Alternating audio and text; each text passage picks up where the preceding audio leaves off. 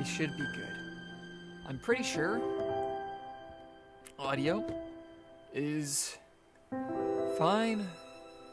I'm not sure why it shifted, but all should be good. Hello, everyone. I'm Cymatics. We're playing more Slime Ranchers 2. It has been a while since I've logged into this game. I only had one other stream of it, and I thought that I should probably come back to it at some point. So, here we are. It'll be a fun time, I think. A nice, relaxing game of Slime Rancher. Because I think that it'll be cool. Whew.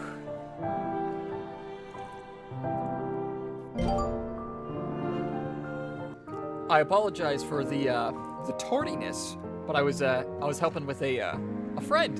So, hey, Robo Venom, glad you're here. Okay, what was I doing? I don't remember. Hold on. Let me change some of these things real fast. What do I change? I don't know.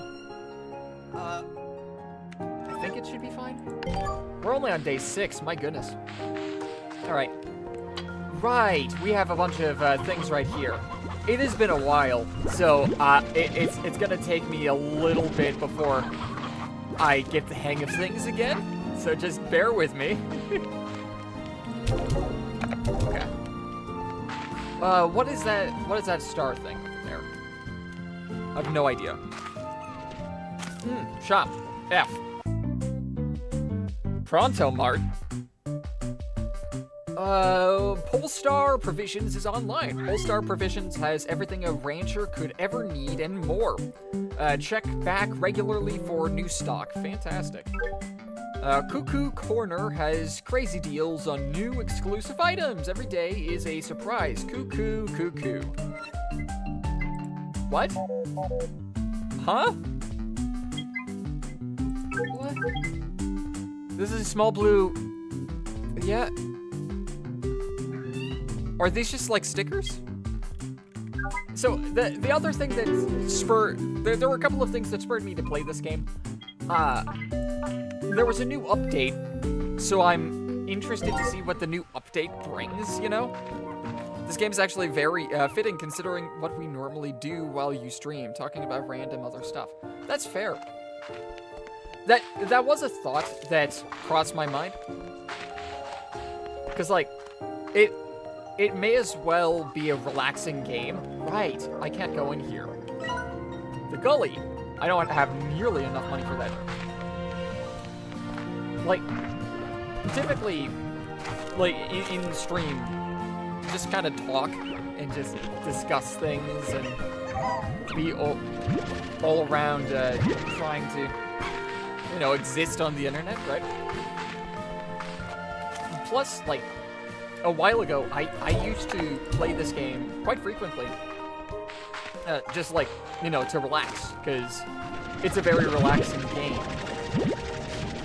Now, I've forgotten exactly how far I've gotten in here, but it looks like I already have, what are these, phosphorus slimes, and they look like they're larger, but I don't have any automation systems yet, so. Right. How do I change that? I would like to change some of these things.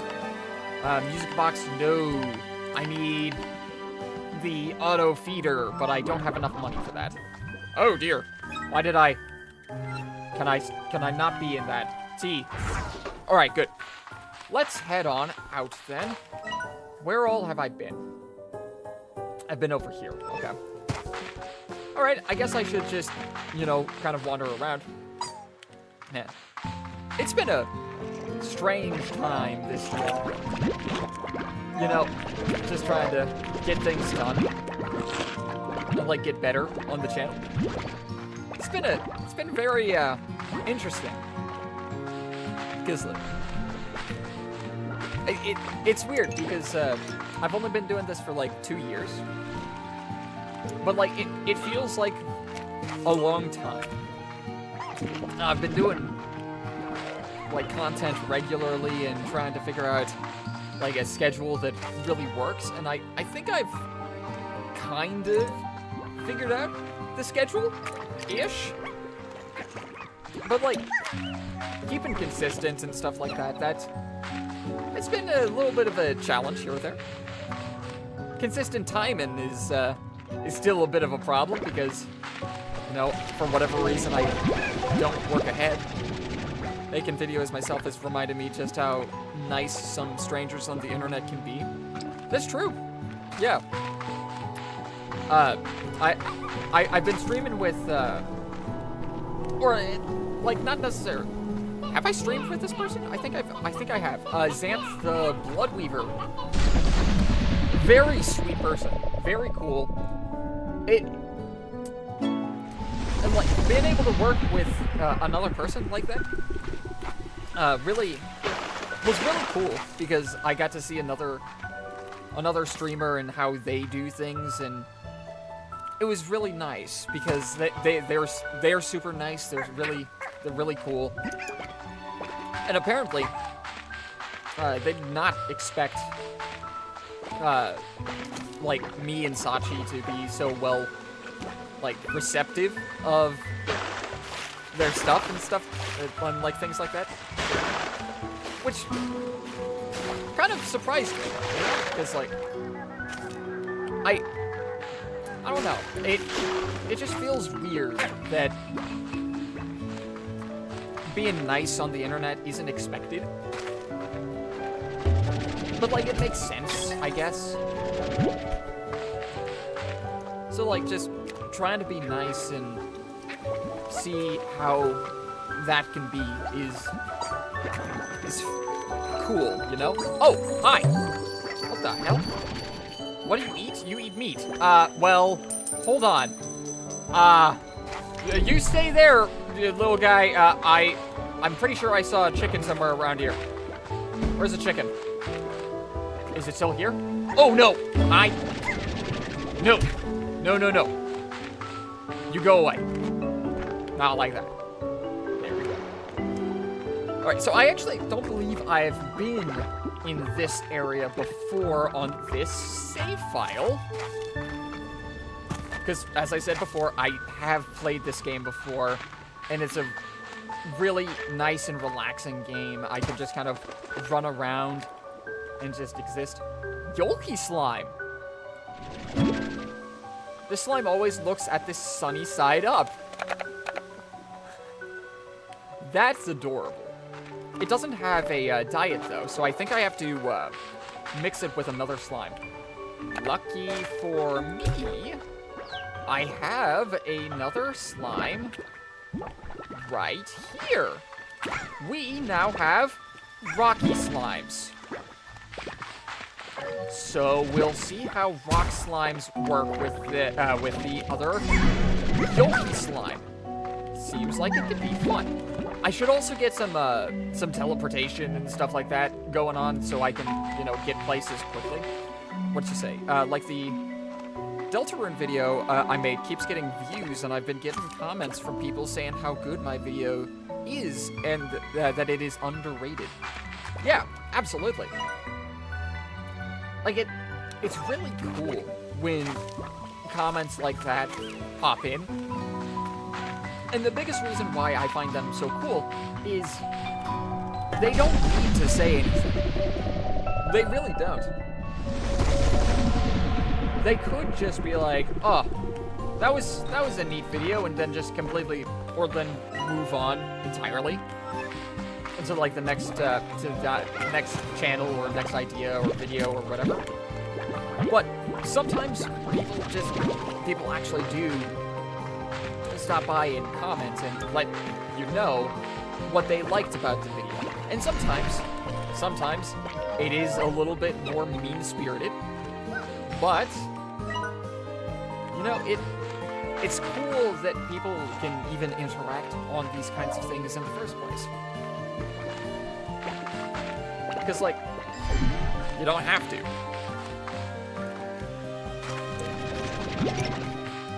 But I'm glad that your videos are getting more views. That's really cool. All right, we are going to place these little buggers in here, though, and we are going to see how the Yoki slime works. Hold on. Let me first sell the. Well, no. I'm getting a little sidetracked. I need some plorts. I need a couple of plorts so y'all can eat. Come on. There we go. And we're going to feed that to this one.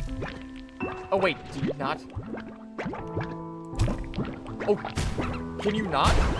Oh, I don't know if you... Maybe the Yoki slime actually can't. Oh, is that just a reference? Oh, that's kind of cool if it's just a reference, but, like, I was expecting to be able to combine them and, you know, get a more powerful slime that way. I see those types of comments on other videos, but getting them myself feels weird. Oh, it will. It'll continue feeling weird, at least it still feels weird to me, you know? Because, like, someone's commenting on the video and being like, oh, this is good. Why don't, like, this is like an underrated channel or whatever. And, like, it seems strange getting that comment from someone that you don't know, right? Alright. But, like, I don't know, just the continued effort in going into some of these videos and just maintaining the channel overall, it is rewarding in its own way. Alright, decorations. Upgrades! I need upgrades. Upgrades, people, upgrades. What do I want? I'm not sure if I really want anything. Flutter plort. Do I have flutters? I don't believe I have flutter slimes at all. Cotton plorts. I do have cotton plorts, though. Okay. Well, unfortunately, the yolk slime did not do anything, but that is fine. I'm pretty sure I now should have enough money. No, I need $500. $500 to get the new thing, the auto feeder. Yeah.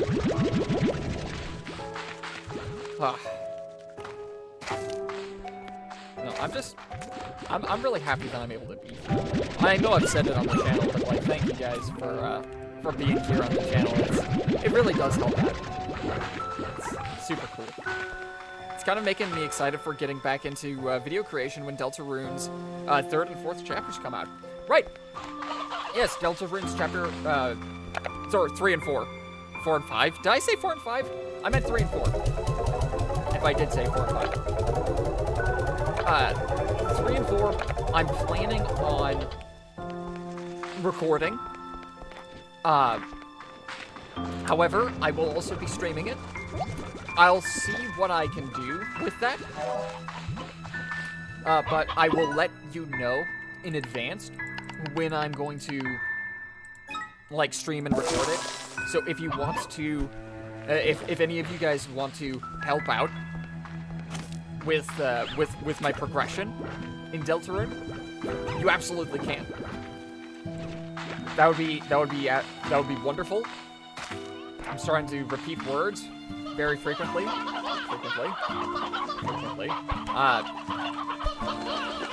What am I doing? What am I doing? I think I'm taking these and then feeding the other slimes, right? What do you guys eat? Fruit and meat. Okay, good. Well, you have some chickens then. I guess I should probably head out and get a little bit more, like, slime shenanigans. Hold on. Actually, I also need resources. I need the little jelly stones so I can progress. Jelly stones and brine. Ooh, there's a dip. I guess I'll jump down here. That should be some Jellystone. We're gonna go ahead and take this. That will only be 2, though. That's unfortunate, but, you know, I couldn't have expected really that much more. Right. Nighttime is actually pretty dangerous because 3 kinds of slimes can spawn in at a time here. So, if you don't know how certain slimes work in this game, or how the tar slimes work, they're bad slimes. We don't like the tar slimes because they kill other slimes.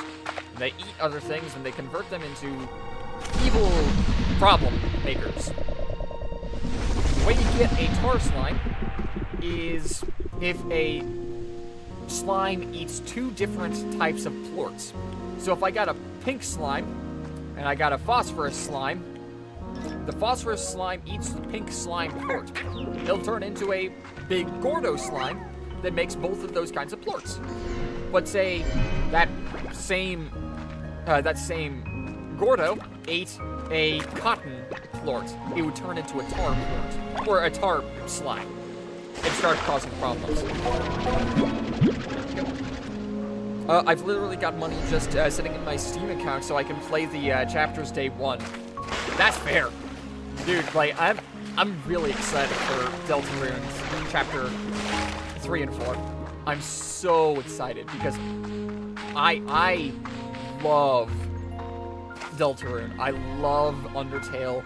I love the entire universe. I cannot wait to see where things go. Because there's so many things I'm curious about. And the fact that we might actually get answers is insane to me. Because, like, the series has been going on for a long time. Alright, I believe I need to find a map somewhere around here to actually, you know, move on. I can't find the map. I got some buzzwax, though. Did I drop that? Did I drop that one? I think I dropped that other buzzwax. That's fine. That's probably fine.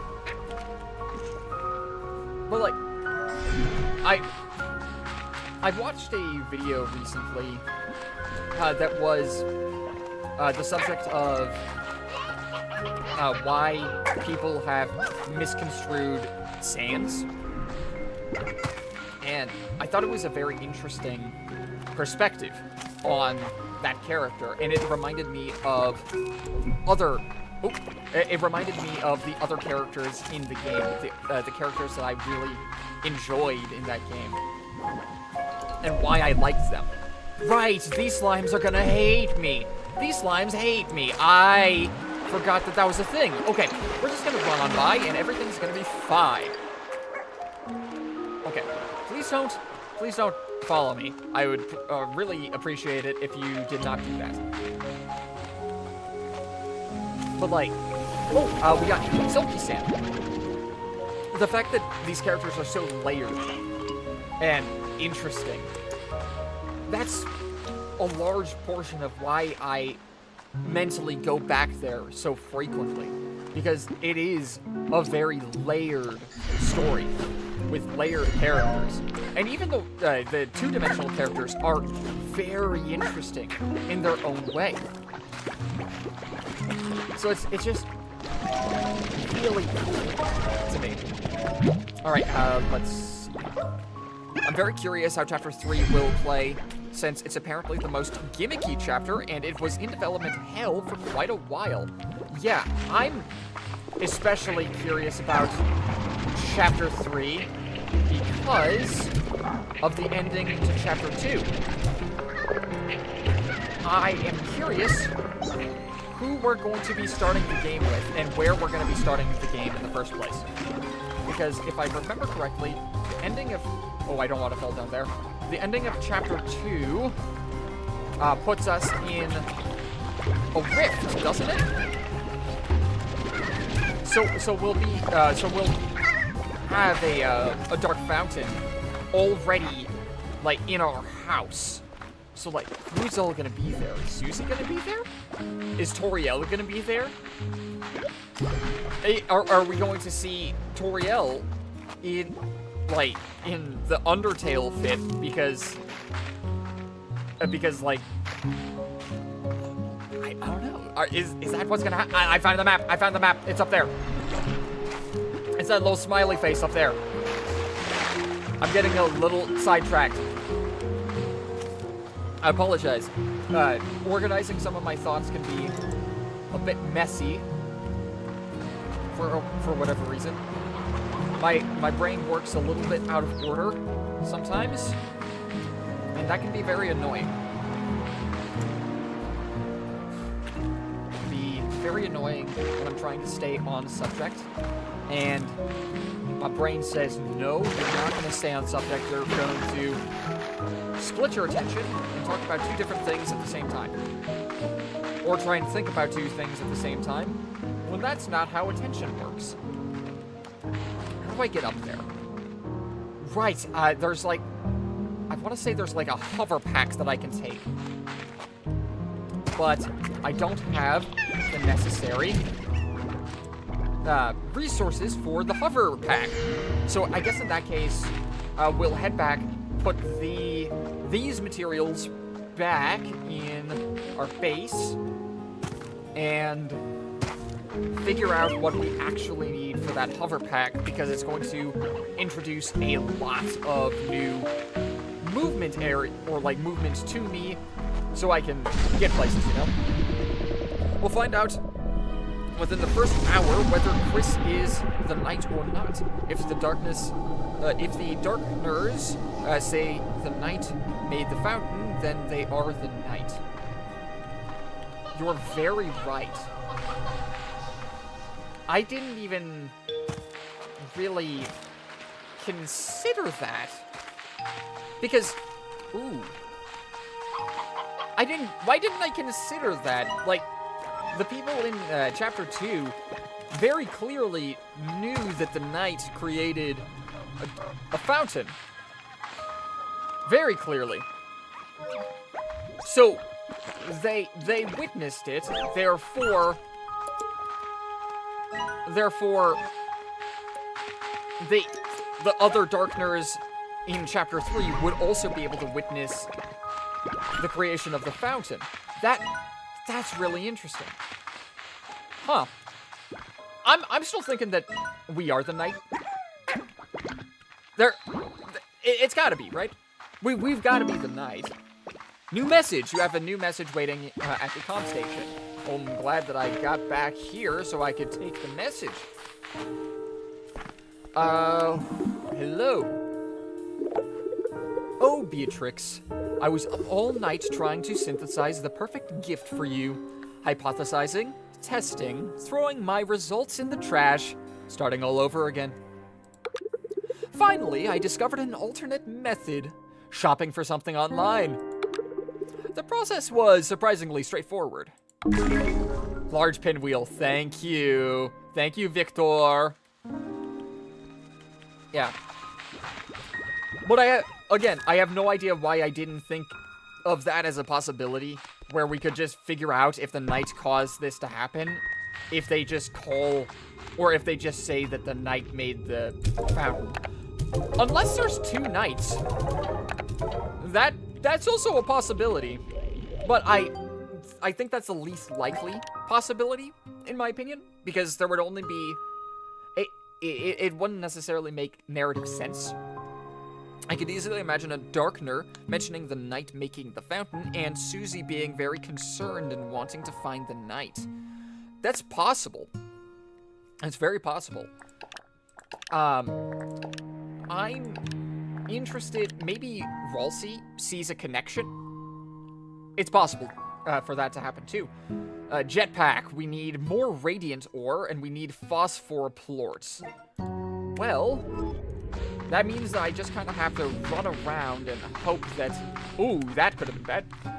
We kind of have to run around and hope that we find enough radiant ore. Because we do have the phosphorus plorts already upstairs. And I've been thinking about the possibility of secret bosses. I am almost positive Rules card is going to be a secret boss. I'm almost positive. And it's for a very, very upsetting reason. The first super boss that we fought was Jevil. Not really any concern with Jevil. The second one, Spamton. Spamton was specifically experimented on by Mr. Gaster, or sorry, Dr. Gaster, which is a problem. But the method that he used to get Spamton was he offered him a deal, and then he started experimenting on him that way. I could absolutely see Rules card being tricked into a deal to give him access to, like, the perfect puzzle, or something like that. Or, like, the perfect trap, or something. I think that that is 1000% feasible. And we'll have to wrestle with the idea that we're fighting a character that didn't exactly know what they were, like, agreeing to. They didn't know better. They just wanted to fulfill their purpose. Right? And it would be very tragic in that case, because in that case, sure, they would get the perfect puzzle or trap or whatever, but it would be at the cost of their identity entirely. Which would kind of suck, because, like, those kinds of stories always make me upset. The kinds of stories where you really never got the chance to even explore who you were or who other characters were. It's always upsetting, because it lends itself to a story of helplessness, and I don't like feeling helpless. If Chris is the knight, then I'll probably end up making a video on how the community managed to collectively gaslight themselves into believing Chris being the knight was impossible. You should absolutely do that, because I agree with you. I don't think that it is impossible. I think that it is very possible that Chris is the knight.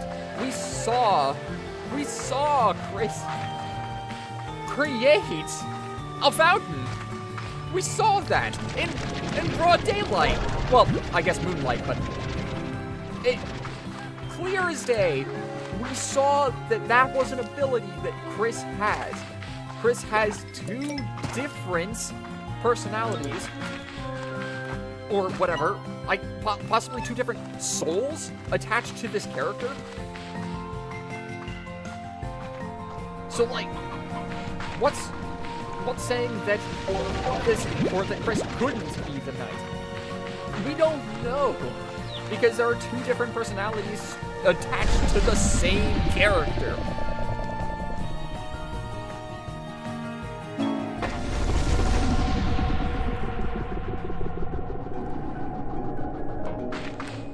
So, like, I don't know. How would we know? We don't know how Chris's life was before we ended up playing the game. We don't even know how we're necessarily in control of Chris in the first place. Like, there are good theories, but, like, we don't have confirmation about it. Oh, did I see another material? I don't believe I did. So the fact that we don't have confirmation is just like, it's not out of the realm of possibility. Alright, but I still do need Radiant's Ore. Let me talk with this one. Access gg.log. I know I'm on a mission here, but that hasn't changed anything about these geysers. They're still fun as heck. I think I can afford a few minutes for Splash like the old days.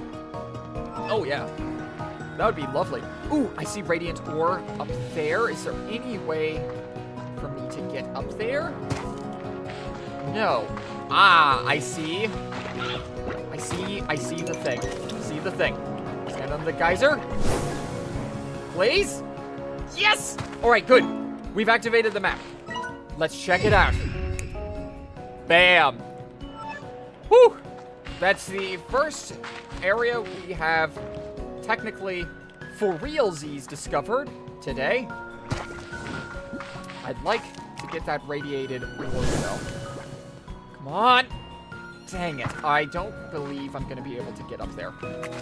That's unfortunate. Okay. Alright. Am I actually able to get anywhere from here? I don't really believe so. So I guess I should go backwards because I don't have the hover pack. I can't get over anything without that hover pack. Oh, wait. What's up here? Oh, radiant door! Good, good, good. I got 2 more. I believe I need 3 more. How many is this? 4. Okay. I have 4 of radiant ore now. Or it's just radiant ore. I have 4 of it. Which means I only need 1 more to get that frickin' jetpack. And when I get that jetpack, I'll be able to do so many more things. Like movement. This is kind of an inverse of the community's view on Kara. People are desperate for Chris to be some evil demon teenager kid. So they end up making dumb arguments for how it's impossible. Huh. Right. Right. So, I kind of get the parallel. Sort of. And like, not sort of. I definitely understand the parallels that you can make between Kara and Chris. So, like, sure. Because they do bear resemblance to each other. However, I'm not sure exactly how that's going to go. I think it's possible. And I'm not even sure how feasible this is. I think it is possible. How did I get here? For the player character to be like Chris or whatever. Or maybe not Chris, but like something like that. And like Kara is the original body or whatever. But to me, like, it's possible Kara was a experiment from Gaster, but I think it's also incredibly possible that Kara is just the representation of if the player wanted to kill all of the other characters. More as a representation of what Chris and other characters could be like. I think that is more likely. There are so many routes that you could, in theory, go with Kara and Chris and Frisk and all that. And the fact that Chris's name and Frisk's name are so similar, why is that? They don't even realize that Chris being the knight doesn't mean Chris is the villain. It means that the knight can't be the villain. Okay. I mean, yeah. My thought is we really don't know. Because, like, at that point, how do I say this? At that point, if Chris is the knight, we again still don't know what their behavior is like outside of what we've seen. And all we've really seen when we're not in control is them be sort of, like, malicious or something like that. Of course, that does not mean that they are malicious at all. It just means that it seems like they are. But, like, there's gotta be significance to the fact that Frisk and Chris technically share a name. That has to have some sort of significance.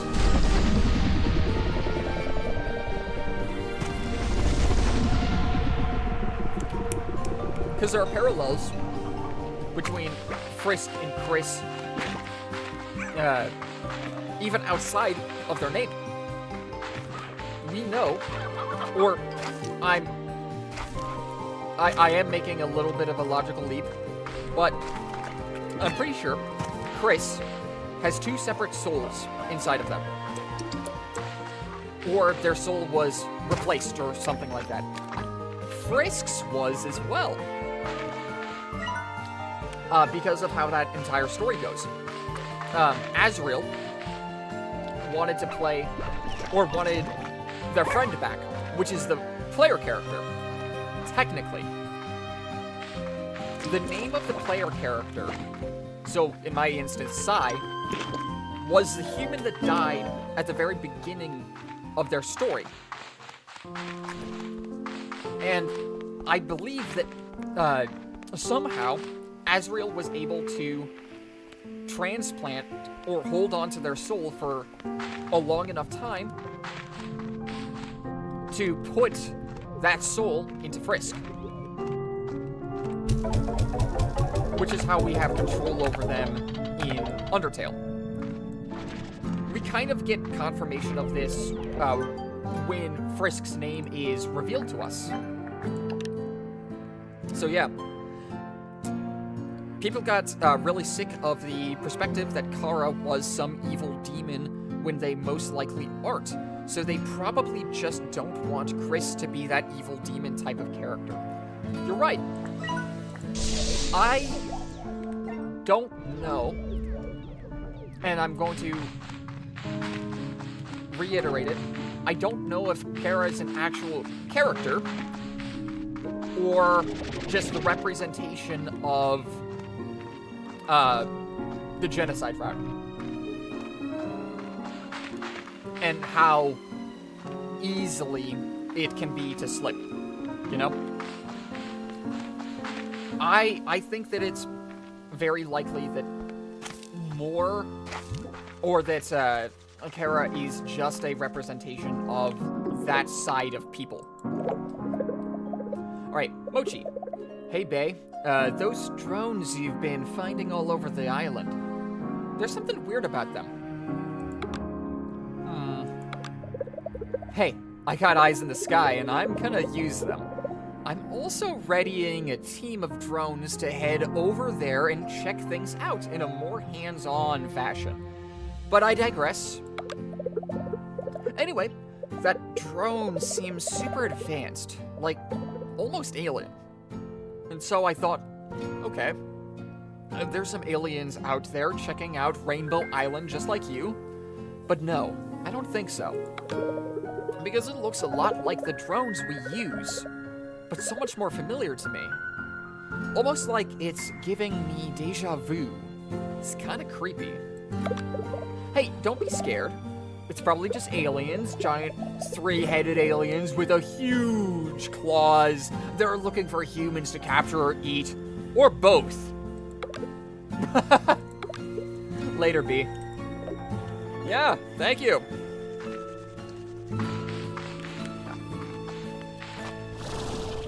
Ooh, right. Yes. I'm so happy that I have this frickin' jetpack, because that means I can get so many places now.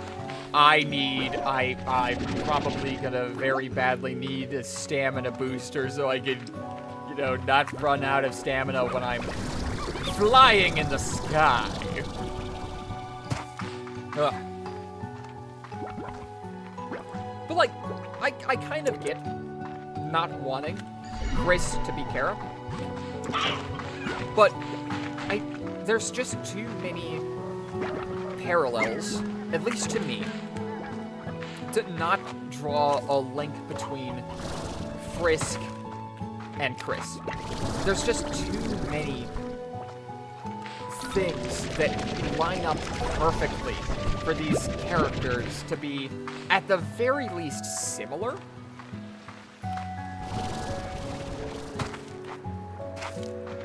Because, like, again, and I do know that Deltarune was the original idea and is what Toby Fox wanted to create in the first place. So he made Undertale. But the fact that both of these games are anagrams of each other, it might not be that the knight is evil, but the knight is definitely, or definitely could be, the other persona that Chris has, the other soul, because we know that in Undertale, Frisk did have another soul in them as well.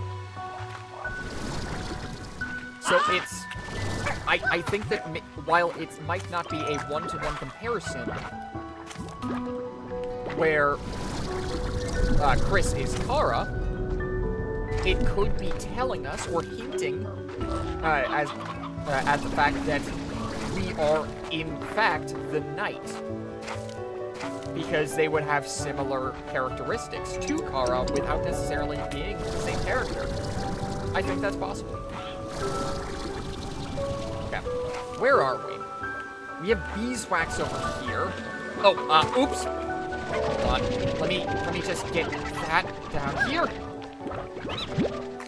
We just want to get as many resources as possible. We should be getting slimes to up our farm, but at the moment, I'm really concerned about getting the raw resources of the area. Reason being, those things can be harder to find. What is this? Is this just water? That is just water. Those can be a lot harder to find. Hold on. What direction am I facing? Because I'm getting awfully close to another map location. Not exactly sure where, though. Ah! Here we go. So there's a honey. There's a honey, the big one right up there. So we can go ahead and feed it, I guess. All right. Let's do this. Whew. Wait, is that a different, that looks like a different material. That looks like honey. It doesn't matter. I need to figure out what you eat. Nectar? What's nectar? Oh, got a lick of an idea of what nectar is, but I'm gonna collect this honey. I'm taking this. This is gonna be nice. Definitely something that I can use later. Come on, there we go. What do you say? The Jenna rout was caused by us, not Kara.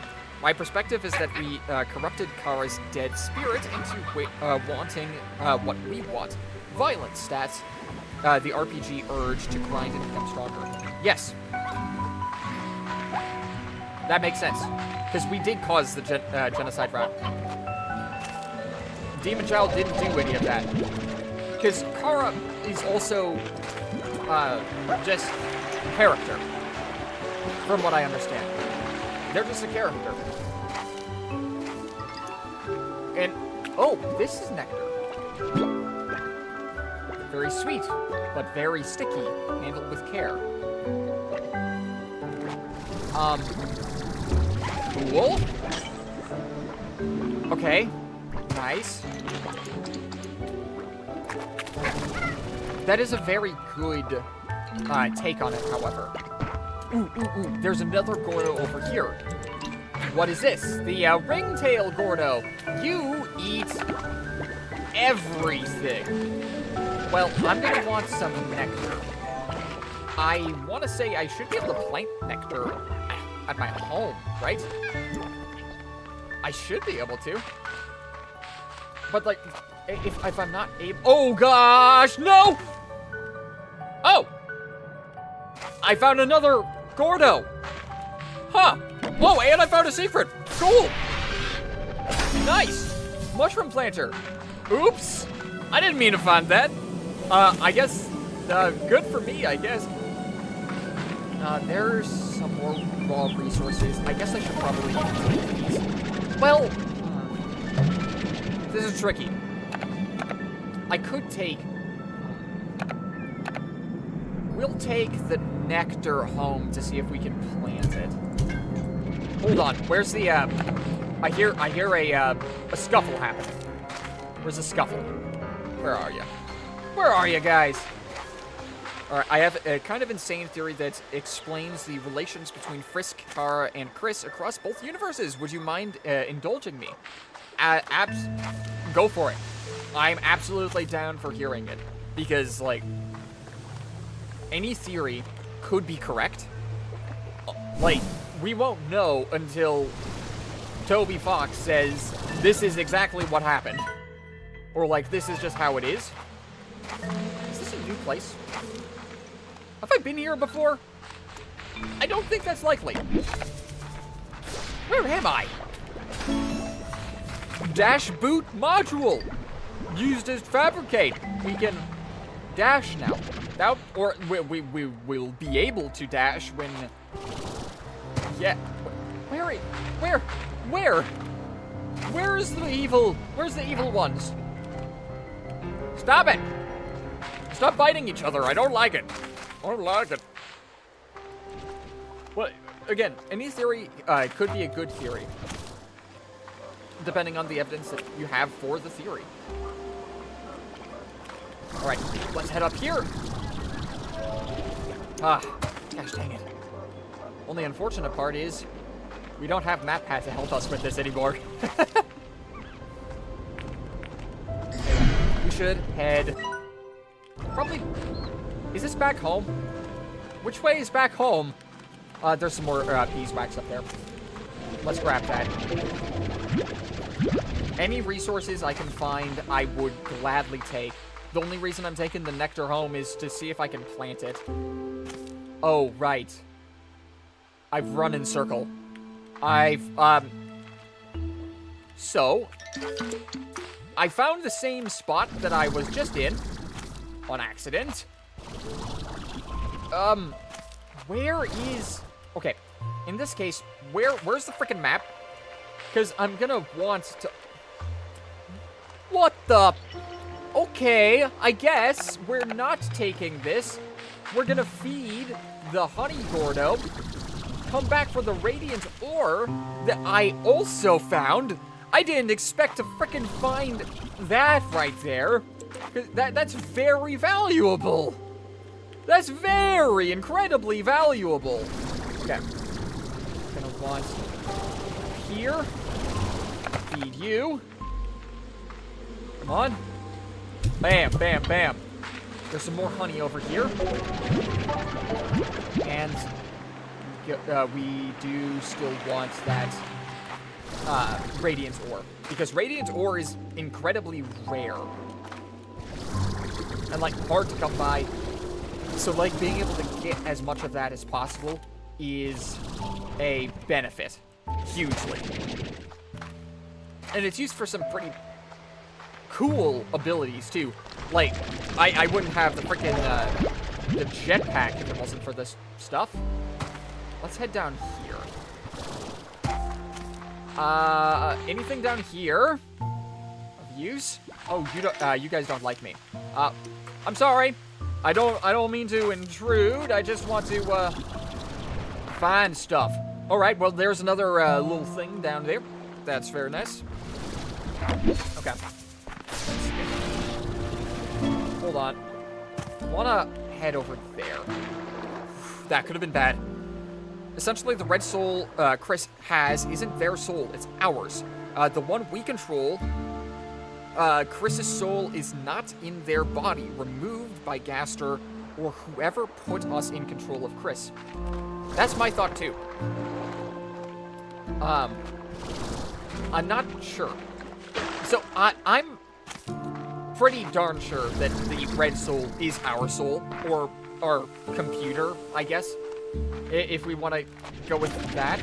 Oh, large pinwheel. That's fun. Which is another similarity that both characters have. And seeing as Chris is able to remove their soul, that I believe that leads heavily into the idea that Frisk's red soul wasn't theirs in the first place. It might also explain why the heck Frisk was so high up on the mountain, and why they were able to, you know, fall into the underground in the first place. Because Frisk was just a kid. Why were they all the way at the top of a frickin' mountain with, like, no supervision or anything? What happened? I don't know. It could be anything. Alright, anyway, up here. Flying up here. Is there anything over here that's hidden? Like, super high up? I doubt it, but it's worth checking. I really like the architecture here. It's kind of incredible. And by kind of incredible, I mean just amazing. Is that radiant ore? That is more radiant ore that we can go ahead and yoink up. Okay. Now, here's where it gets insane. If Chris's soul and our soul appear together in-game, how would we tell them apart? I believe Chris's soul is light blue, and we might see where I'm...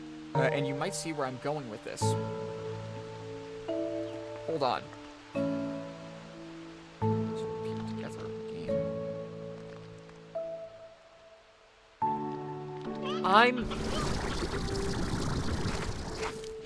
Do we see a light blue soul?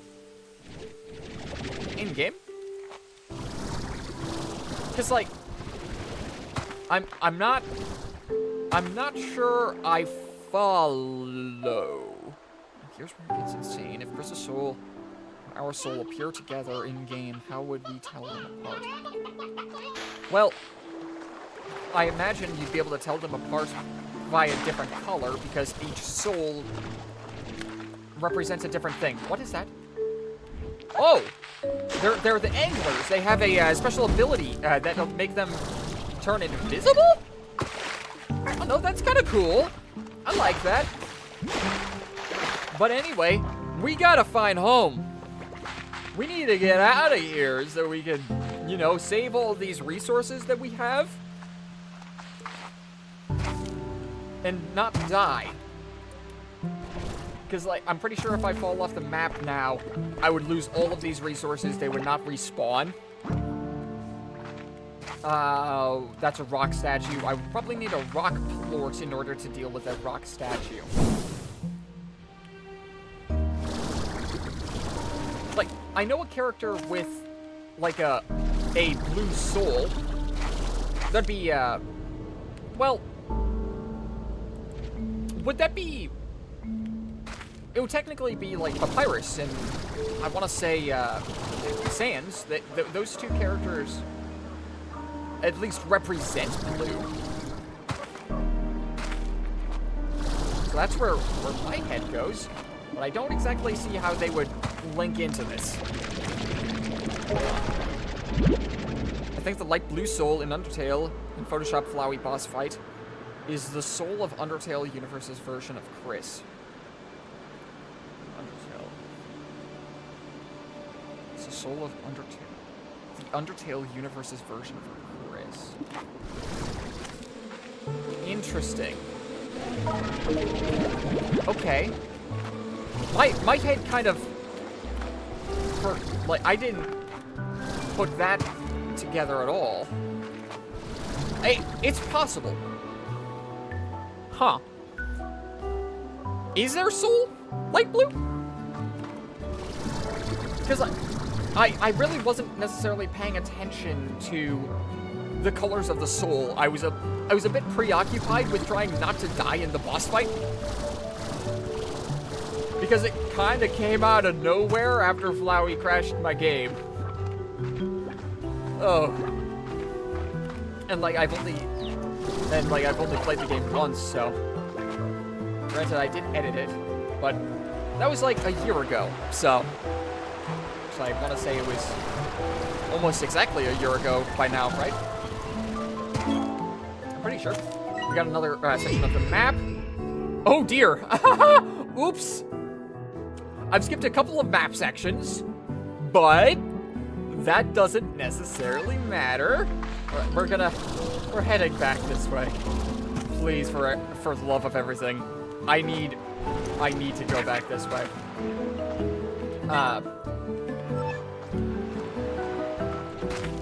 Right. And like, I know I haven't played the Geno route, but I did see what would happen in the Geno route. I'm very curious how a lot of characters, just as a whole, like, were created, or like, you know? And a lot of those questions come in with frickin' Gaster, because Gaster's a big ol' mystery. We know that he's worked with Dr. Alphys. We know that he's also probably a large reason that Azrael ended up turning into Flowey, or facilitating that. Oh! Huh. I didn't put this together. Gaster killed the player character. Or, Gaster killed Azrael's soul. Or, not Azrael's friend. Huh. Wow. I didn't put that together until, like, just now. That... wow. Huh. The attack the light blue soul uses is a knife. It's associated with the toy knife and faded ribbon. It matches Chris's main color, and the soul represents patience. That's true. That's very true. And, Chris, I'm pretty sure, was characterized as, not speaking that much. Which direction am I going? I'm going backwards again. Chris was characterized as not speaking that much, learning piano, which takes a lot of patience, and stuff like that. The blue ribbon, could also be a reference, like, do we wear, as Chris? It's been a while, man. No, but now that you mention it, the idea doesn't sound like all too out there. Like, it's definitely out there, but there is definitely evidence to suggest that that is the direction that they're going. Aha! Ha! We found out! Woo! We're getting out! We're getting out of here, guys! We're getting out!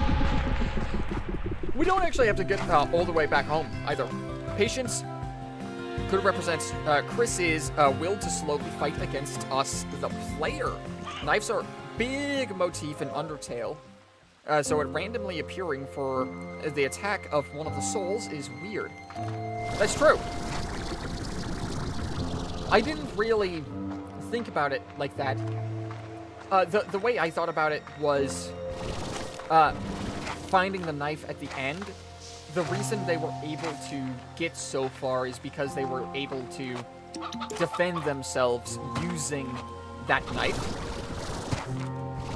And by biding their time to get as far as possible. But it is very possible that that blue soul is Chris's. And we're playing as...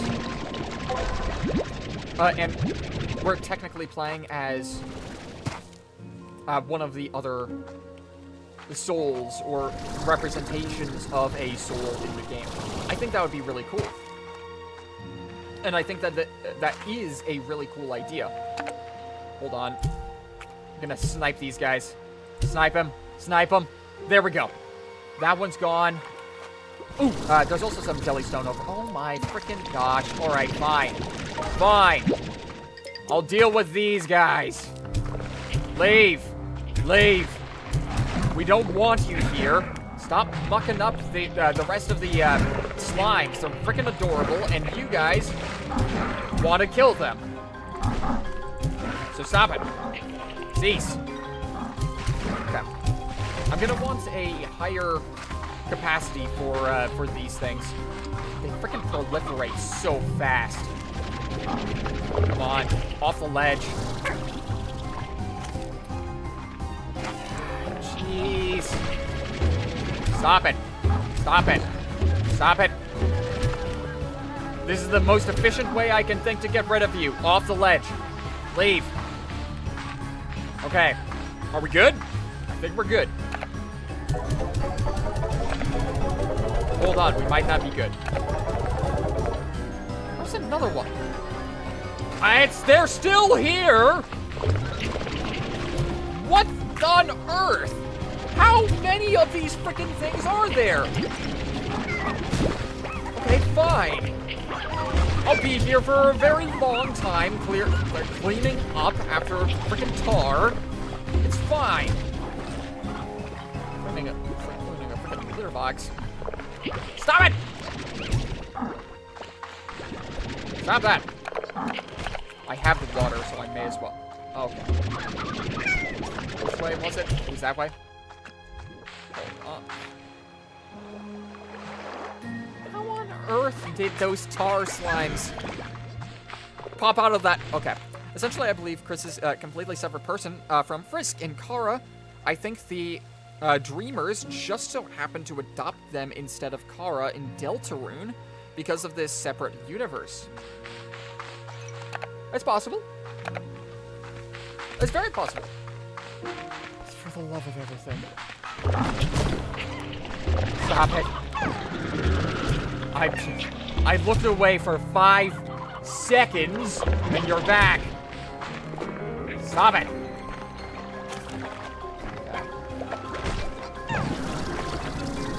Thing over here. Which was the area that I needed to go in? Ooh, I can go into the actual geyser area now. Where was it? It was further back this way. I think it's very possible that they are just 2 completely different characters. The only reason why I'm still hung up about it is just the fact that there are just a lot of similarities between them. It could be coincidence, but I could absolutely see it being like a plot point. That's it.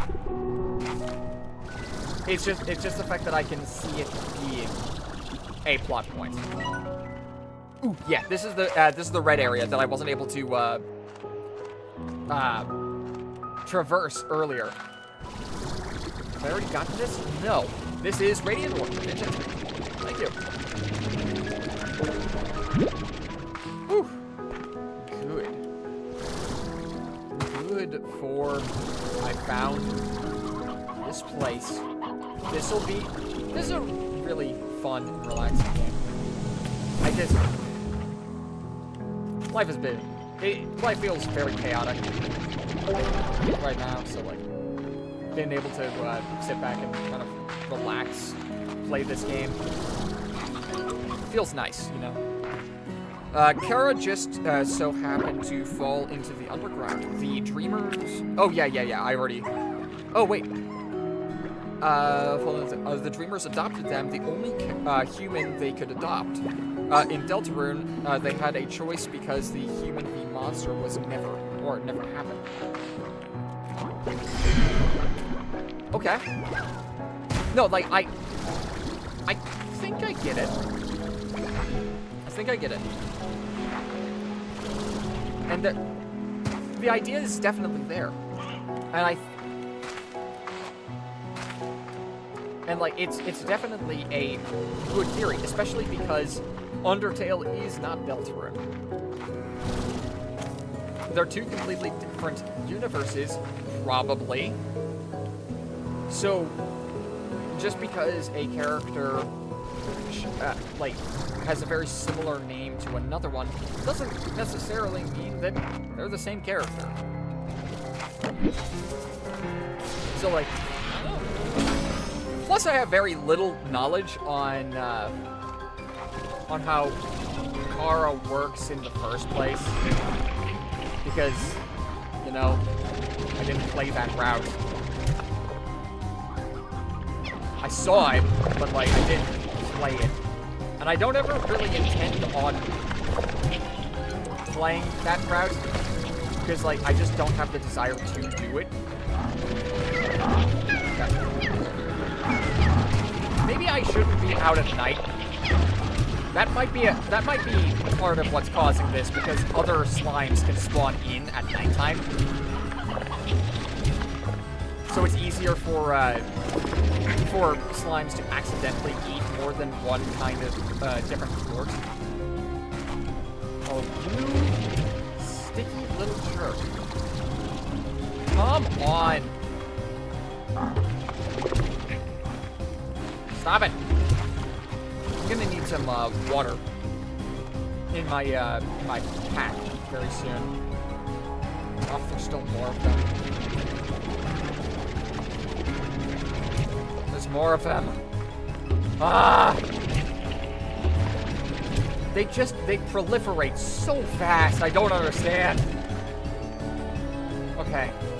That one's gone. That one's gone.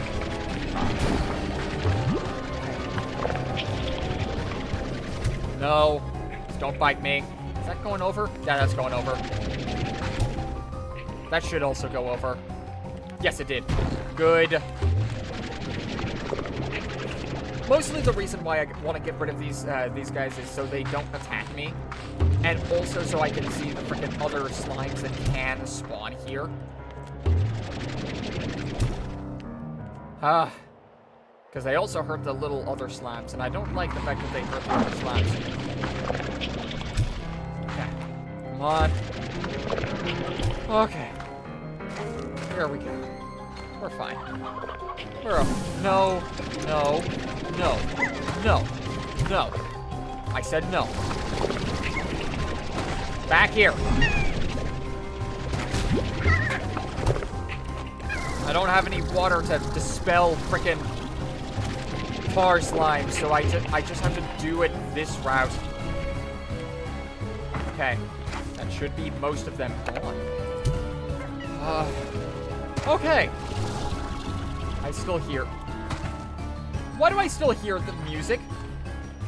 Why is there still boss Okay, now it's going away. Good. Ha! There's just so many of them. Just making Chris's original soul light blue immediately adds all these implications to the Undertale versions and shows that Chris is a different character without having the direct reference, or without having to directly reference Undertale. Yes. You're absolutely right.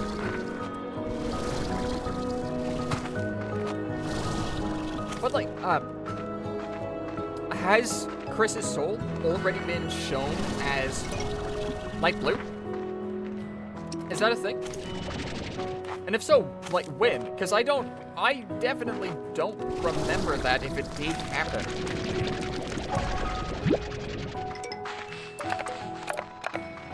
I'm not saying, like, that it isn't. Like, that it isn't. Because there is definitely a connection between the, that light blue soul and, like, the knife and, the fact that Chris is constantly, like, at the end of chapters, holding a knife.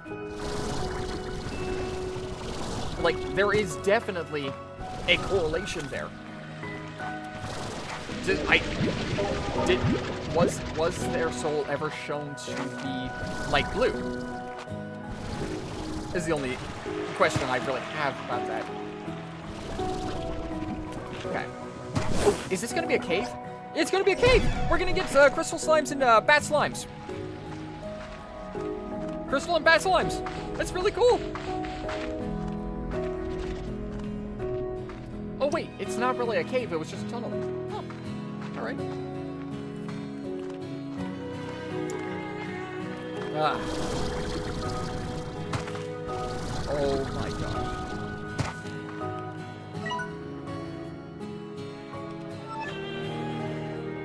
Why do I try, man? Why do I try? I try to keep this place clean for 10 seconds, and they just come back. They just come back. I don't understand. I don't get it, man.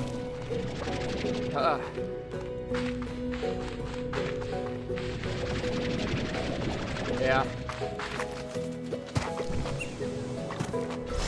So, this is a big old loop that comes back around. We haven't seen Chris's soul. I'm just saying that this design would be a neat way to be, or to put the rest to theories about Chris's relation to Undertale in an efficient manner.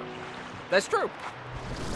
It would very, very quickly solve that kind of thing, right? And I think it would be super cool because we can easily see the connection between other characters in the series and stuff like that. Ooh, okay, not down that way. Maybe down this way though. 15 Radiant Ore is a lot to be running around with, so I'm not going to run around with it. I'm going to go this way with it. I'm going to put it away, because that's what I need to do. I'll be back for you guys. Don't worry about it. I'm coming back for you. I'm going to be putting you through a freaking waterfall is what I'll do. Alright. Oh, I missed one Radiant Ore last time I was here. Huh. Well, I'm glad I went exactly that route so I could find it. Ooh, and there's some oil over there. That's good. Okay. This primordial. Yeah. It would also not confuse casual players who haven't played Undertale. Yeah. Just to fully visualize. Oh, this is a different soul. This is a different person entirely, and we are controlling that person. Like being able to really put a idea to that and really confirm that idea instead of leaving it ambiguous could clear a lot of things up. Especially for casual players. Whew. Excuse me. I'm sorry, everyone. Tasty. Ugh. Ah.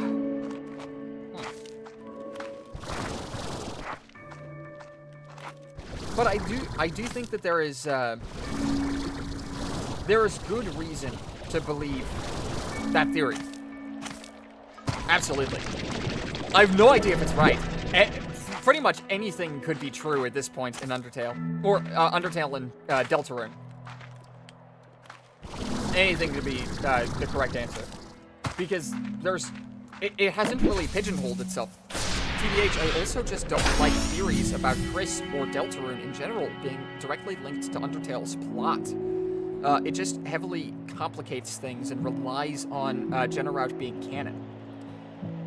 Well, that's the thing. Aren't all of the routes canon? That's kind of how I interpreted it. All of the routes are technically canon because they're referenced in other routes. At least a little bit. So, like, I get your reasoning for not liking it. And I'm just being a little bit of a jerk in saying that it is still possible that that connection is there. But you're right. It very possibly might not be. So, like, and because Toby Fox has been very smart about storytelling, He hasn't pigeonholed himself at all. So pretty much he can do whatever he wants with the story. And it wouldn't really feel that weird or off or anything. Because he's done a good job of keeping things open-ended. Is nothing back here? Really? Nothing's back here? I would have thought. I would have thought. Oh no. Oh, thank goodness! That would have been 19 radiant ore gone. All because I didn't wait for my stamina to come back. My impatience almost completely destroyed all of the radiant ore that I have. Oh dear. All right.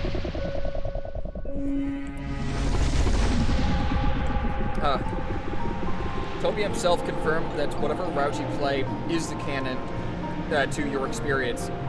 Having Undertale Kara show up would imply that there is a canon route that overrules your experience.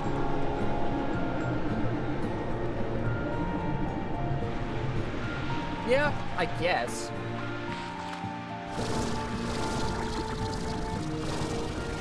I guess I just don't necessarily see it that way.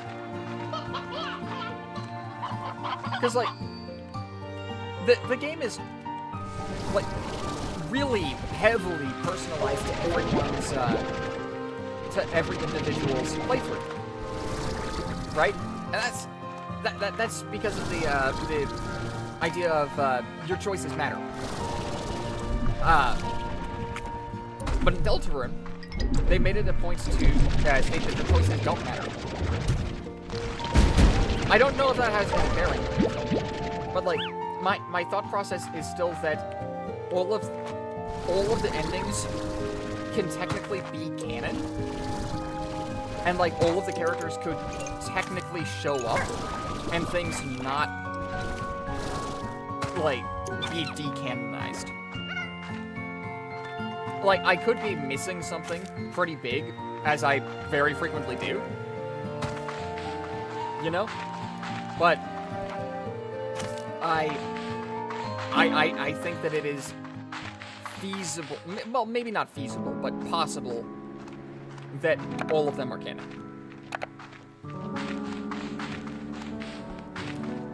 But I do agree. I don't necessarily want or think that we need Kara to show up in this game. And I don't necessarily, like, think that Kara is Chris. Alright, let's get the Radiant Ore in here. Let's see. What can I upgrade? Please, I need 450 bucks to upgrade my health. I need Batty Plorts and 900 bucks in order to get the Power Core, which is extra stamina. Then Dash Boots. I need Boom Plorts. Where do I get Boom Plorts? Oof. I have no idea. Wild Honey. Jetpack Drive. I'm pretty sure I have the Jetpack Drive. So... Wait, no, I would need a jetpack drive. I don't have that yet. Okay. Rocky Plort, Silky Sand. That's for extra tank. That would be very useful. Pulse Wave. Flutter Plorts. Alright. Now we actually want to get more slimes. Because we actually need them at this point to progress. So, I guess... We'll go over and get some rocky slimes and no. I already have some rocky slimes. So I should probably get the batty slimes, the crystal slimes, because I know where they are. I can also get some anglers. Alright, we're gonna put a lot of these. Feed these over here. It's gonna be so nice when I can get the freaking auto food dispenser. That would be amazing. Okay, here we go. There we are. Everyone's fed, everyone's happy. Here we go. And I lost a carrot, but that doesn't matter. Ooh, right, I also need to feed you guys. Which I'm a dingus. I fed them the pink slimes, the rocky slimes food. Oops. Okay, what do you say? I also just don't see any benefit to Deltarune being just another part of Undertale plot.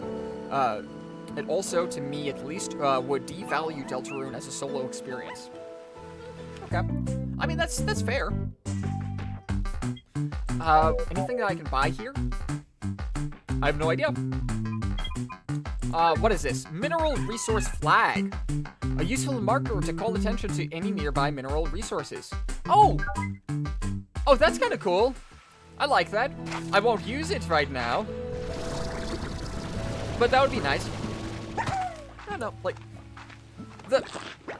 The only reason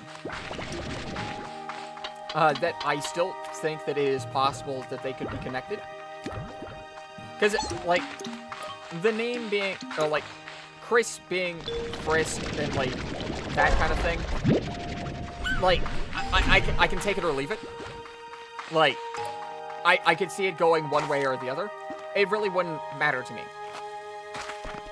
The reason is Gaster. WD Gaster is the reason why I still even have thoughts of it, because it just feels like he's so important to the plot of Deltarune. So, like, the fact that his presence is felt so heavily in Deltarune, and he was also in Undertale, I don't know. It feels like there could be a connection there, but I could be very wrong. That's the only thing that's really keeping me on the idea that it could be linked. It's just because of that one character. Everything else is very easily explainable. Like, just as, oh, these are different characters that have similar mannerisms and look the same, and that this is just a different universe. It's just that one detail. Plus, yeah, it would also further enforce the view that Deltarune is just Undertale 2, which is already prevalent enough. Plus, Undertale's story is pretty much complete and done. That game has already sent its message. We don't need more of it. That's fair, especially because Undertale was Asriel's story.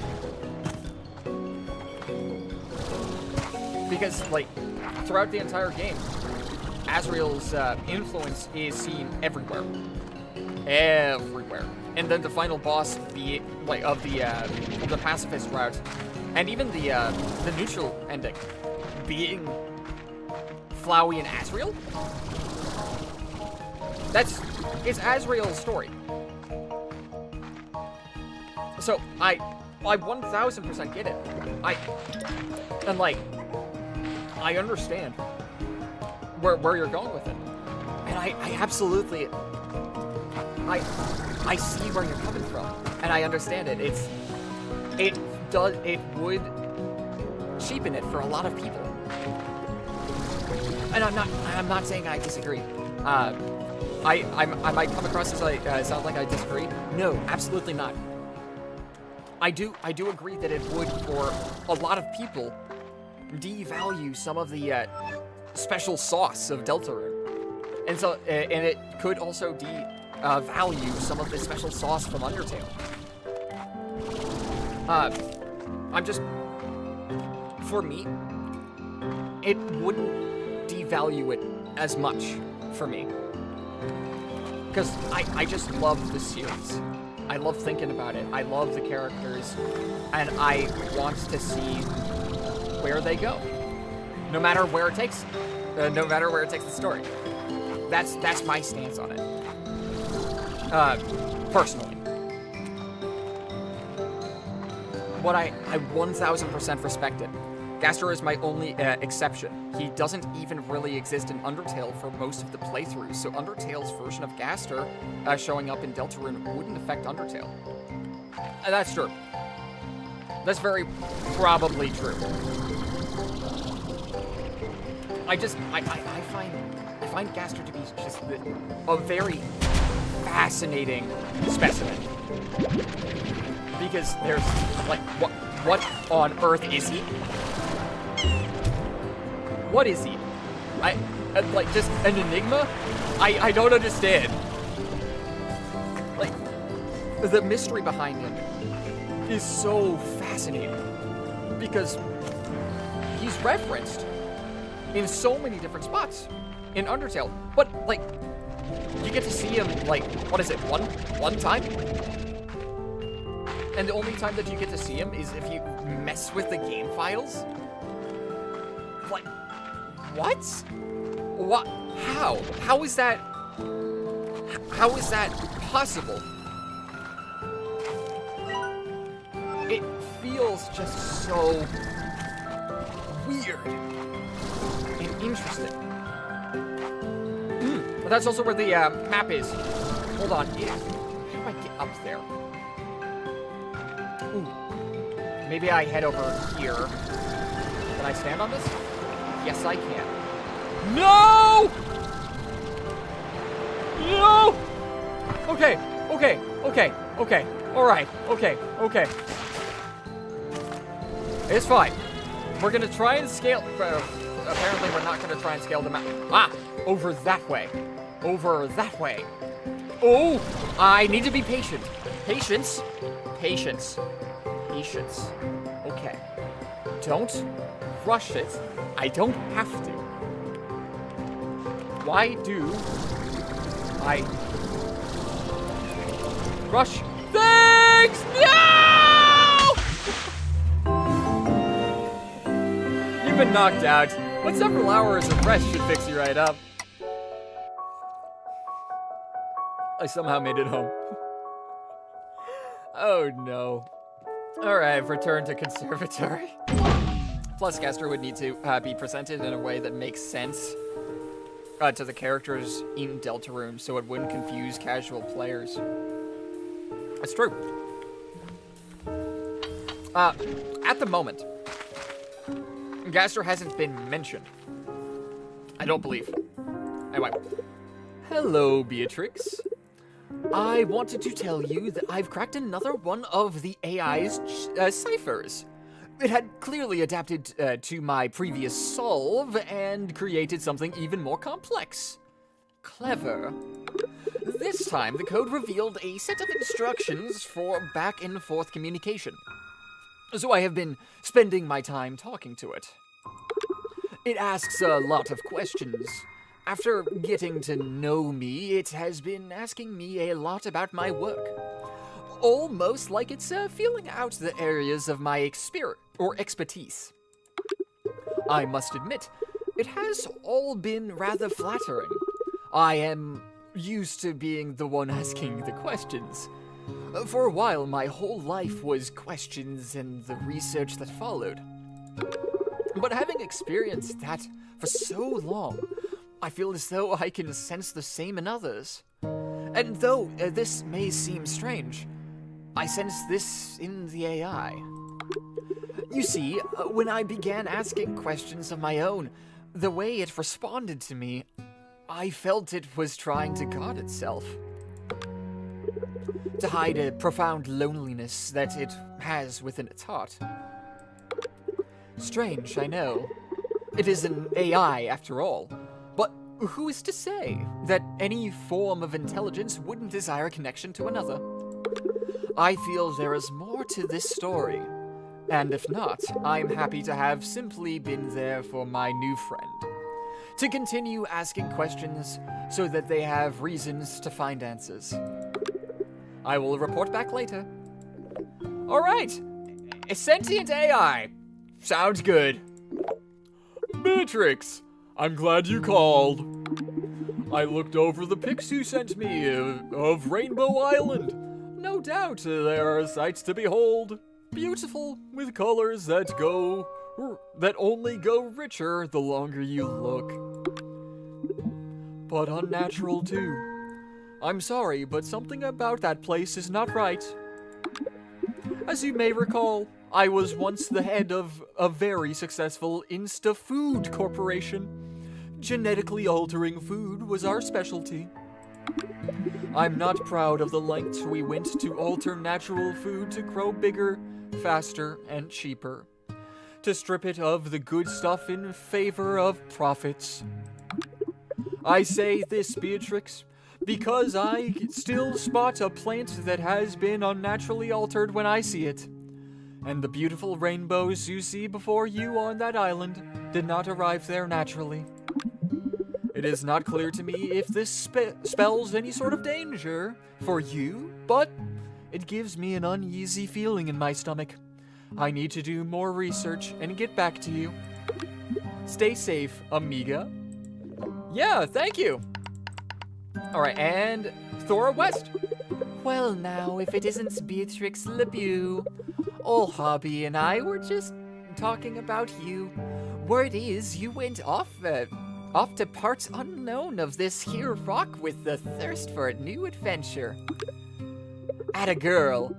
You just keep on walking to see what new wonders are around the next corner until your boots have holes. And then get yourself some new boots and do it some more. Me, well, my boots have seen better days, but I know there is still an adventure or two left in them. I suppose I just need to figure out what. Aw, heck, I'm rambling. Just like Hobson does after he gets to talking about exploring the cosmos, cooking, or pretty much any other topic. Alright, B. You hang in there. I'll be calling to check in on you.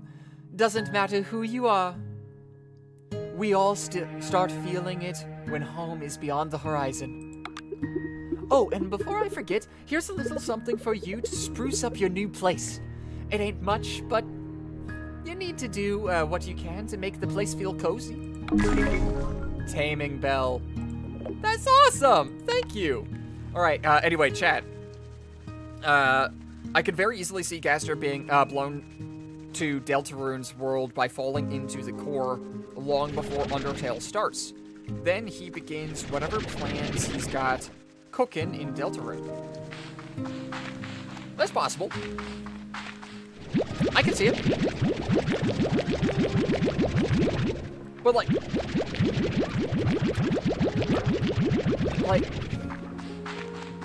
to me, if it is the same Gaster, it doesn't necessarily mean that it is the same universe, more the same multiverse, with like references to the originals or to like the Undertale and stuff like that.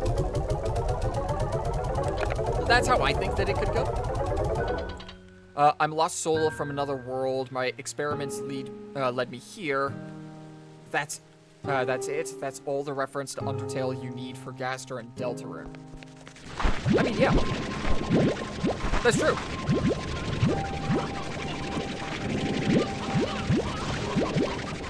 But, like, we already sort of have reference of him anyway. Whether or not he's the same Gaster, that I don't know. I have no idea. Right. You guys, y'all deserve to be happy and fed. Here you go. Here you go. Have a nice day, you lovelies. And I need this. I need the pump. What is that? The pogo fruit. Okay. Here we go. Perfect. And I guess I can put the stony hens back. I may as well put the rest of the carrots in there with the rocky slimes, just to make sure that they stay decently fed. And I'll put the stonies back in here. Here we go.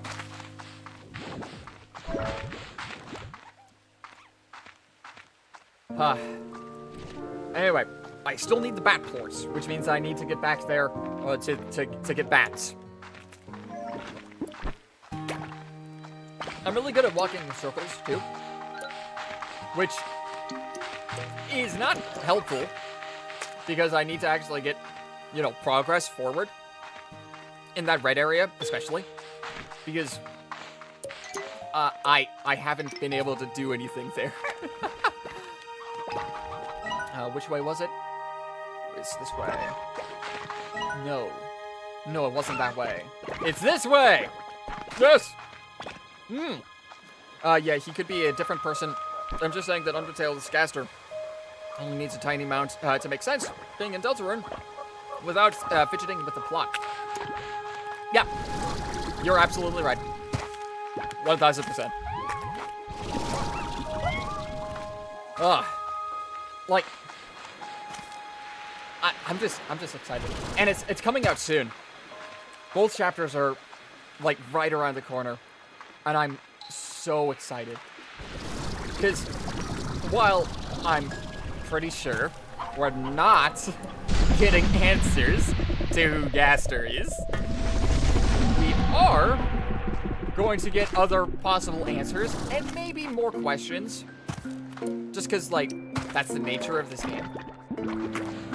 I'm not entirely sure if we're ever going to get all of the answers.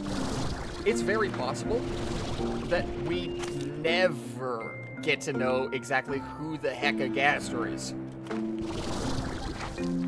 But, like, just, like, thinking about it is really cool to me. Whew. Wait. Oh, heartbeat.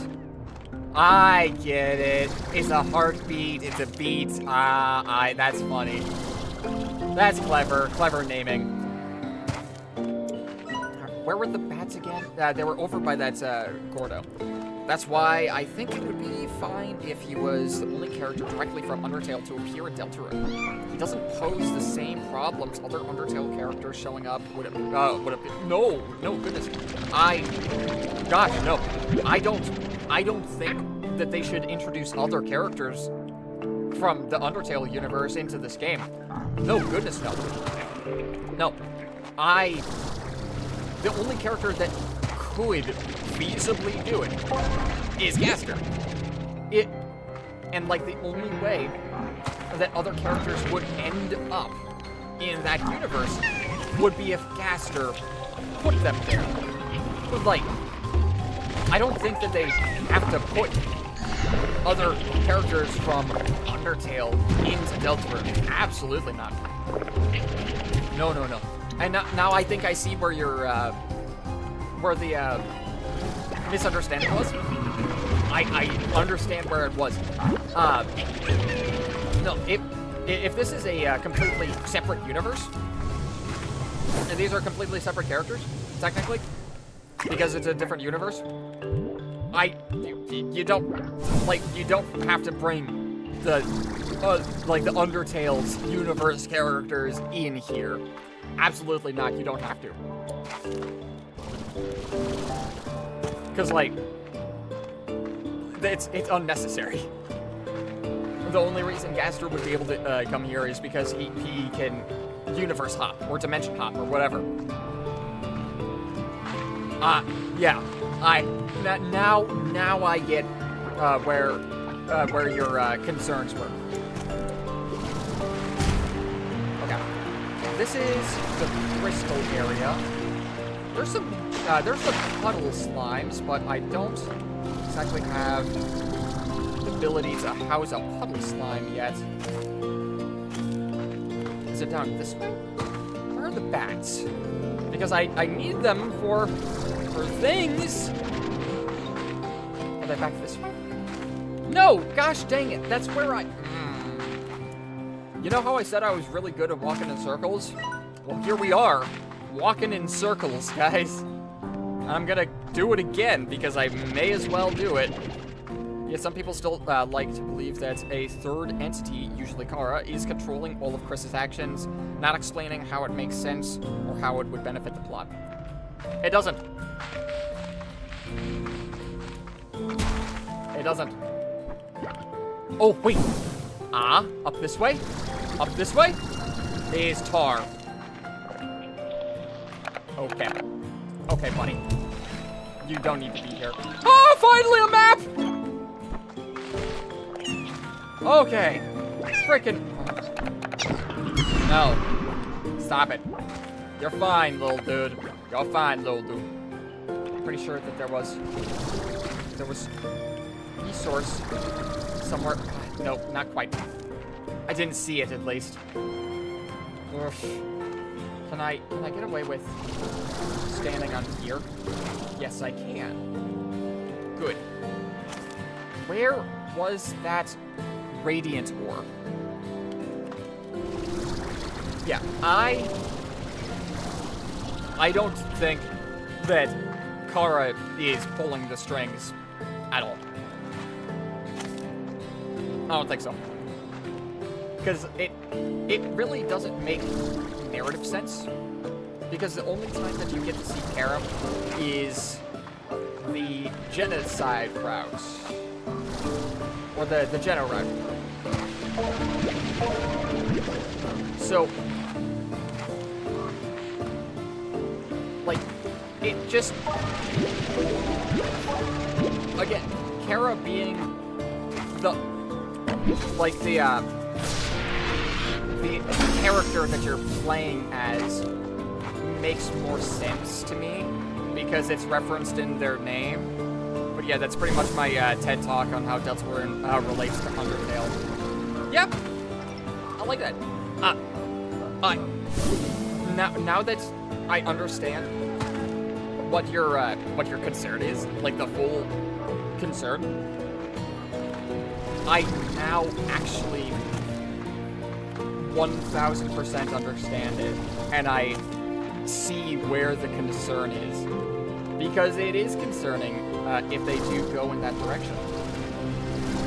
Not necessarily that they are completely separate, but we're not saying that the games are completely separate, but both of them are different universes and stuff like that, and bringing another character from a different universe would get very confusing very quickly. Ooh, yeah. Stop it. Whew. Here we go. Because then we'd have two different versions of a bunch of characters just walking around, which I don't think is productive.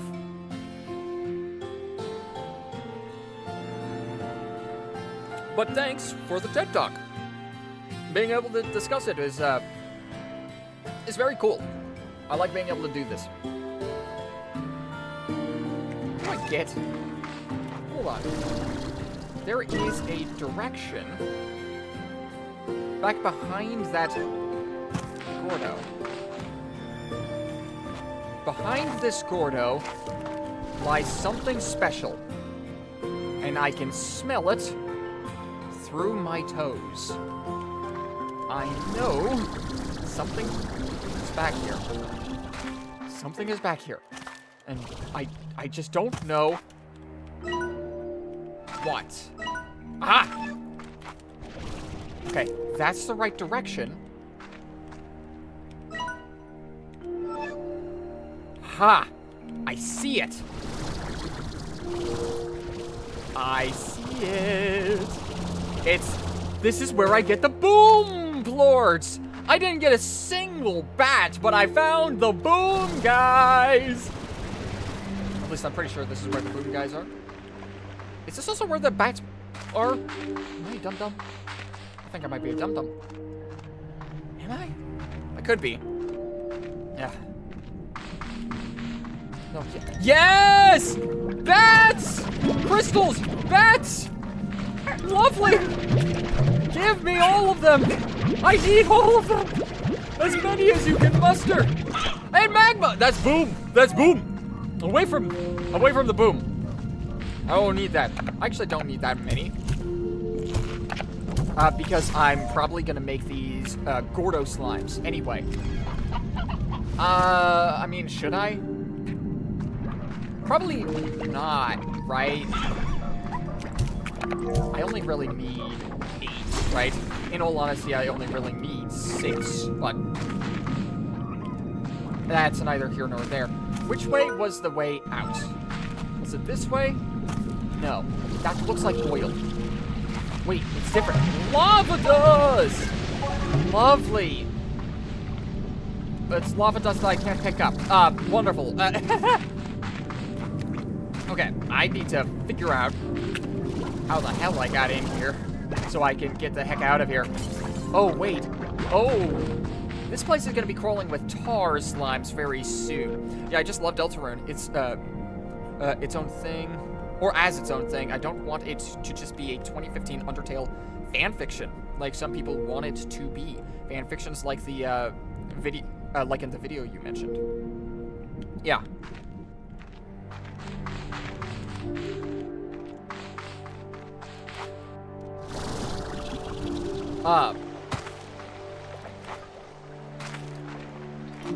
The video I was mentioning earlier, or like the one talking about Sans, was actually was talking about why so many of the fanfictions fell under 3 different categories.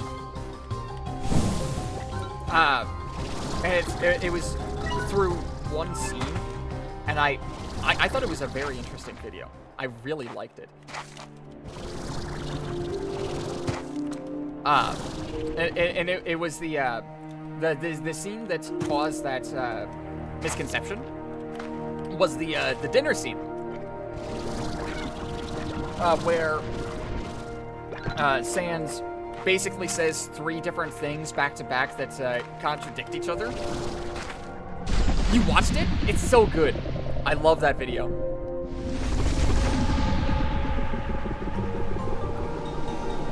It's so fun. But yeah.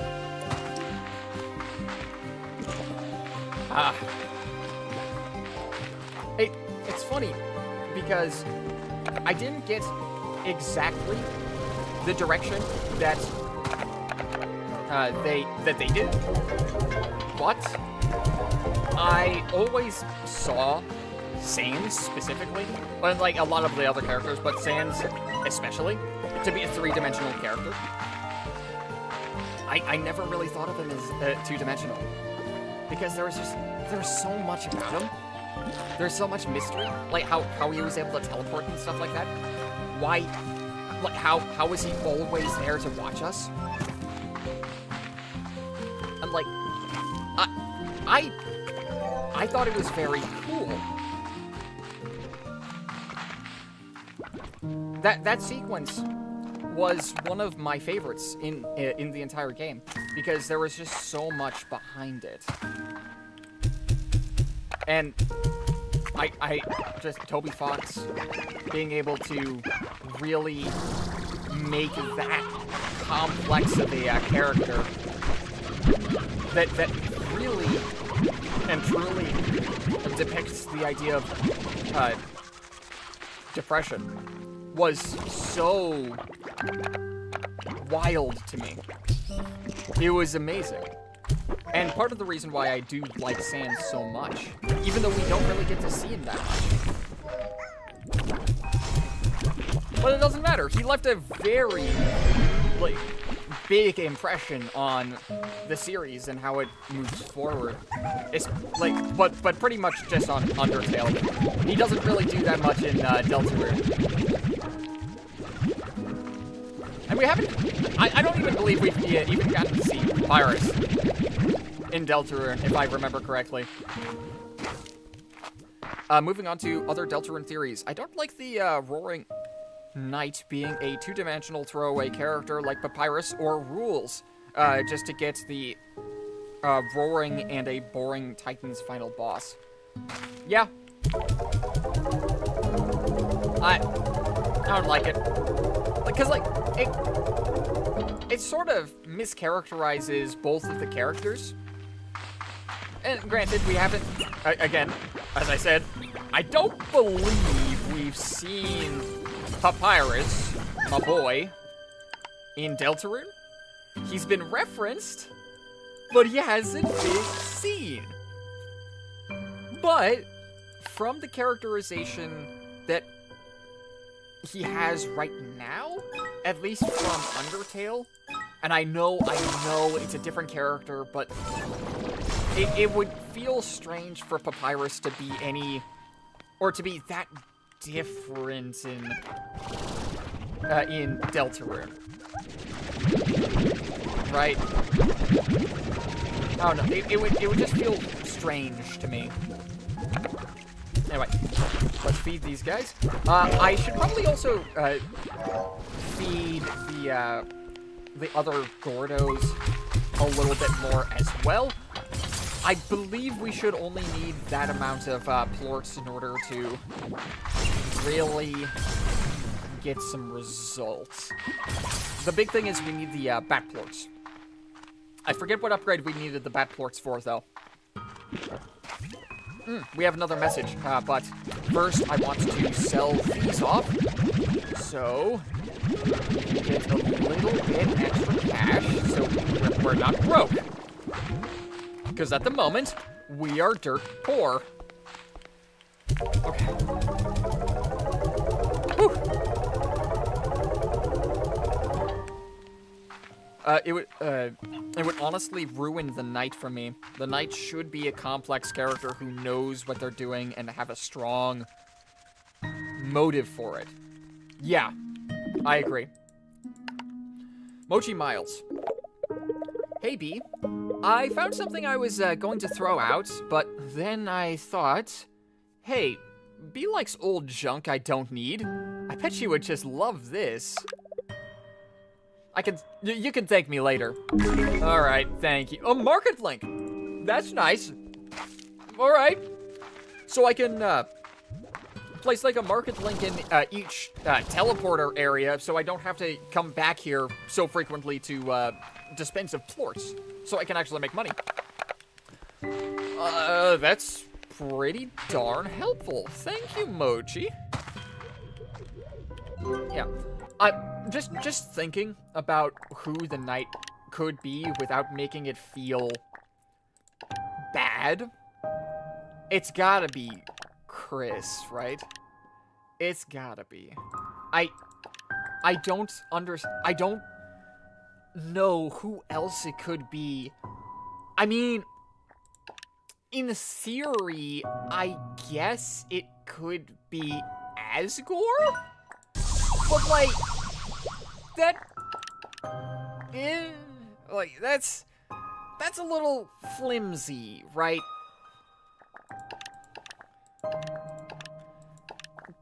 But, like, it could be, but I'm still pretty sure that it's Chris. My strongest guess is either Chris or the Vessel. Yep. Those are strongest guesses as well. Warp tech. Oh, yeah, the warp tech is this. Oh! All I need is a phosphor plort, so I can get a refiner link set up at one of the areas. That would be very helpful. All right, I do need to go back to that red spot so I can get the boom slimes. Because so then I can mix the boom slimes with the rock slimes to really maximize efficiency. Oh, you know what I should have done? I should have mixed the crystal slimes with the rock slimes. That would have been like thematic and stuff, but I didn't think about it. So we have crystal bats now. Yeah, I still think it's gonna be either Chris or it's going to be the Vessel. And when I mention Chris, I'm mentioning both characters because at the moment they're the same character technically because we don't have a name for the other one. That's my thought on it. Alright. Yoinking those two. Wait. What am I doing? I need to put phosphor. I need to put a phosphor plort in the frickin' thing. That's not the plort I need. I need phosphor. That's cotton. That's tar. No. Where's the phosphor plorts that I need? Oh, for the love of... Okay. Maybe I should go to sleep at nighttime. That would be great. If night isn't Chris, I think the vessel is the best second option for the story. Yeah. You're right. And again, like... in theory, it could be Asgore, but... And, like, the more I think about it, the more, like, I guess it could work, but it doesn't work in context of just Deltarune. So it's just like, I'm not too confident on that one. Okay. We're gonna clean out the tar slimes and then probably... No. I need to get the frickin', what's it called? Phosphor plort so I can... Oh, dear. Well, there's my phosphor plort. So I can, make the thing, right? But, like, it's not rules. It's not rules card. No. Brother, if it was rules card, I feel like we'd have been caught by now. Right? He's a bumbling fool. I think that rules card is going to be a secret boss that gets caught by Gaster. I'm pretty sure that that's the route they're gonna, or that they at least, that's the route that makes the most sense to me. Wait, what did I need?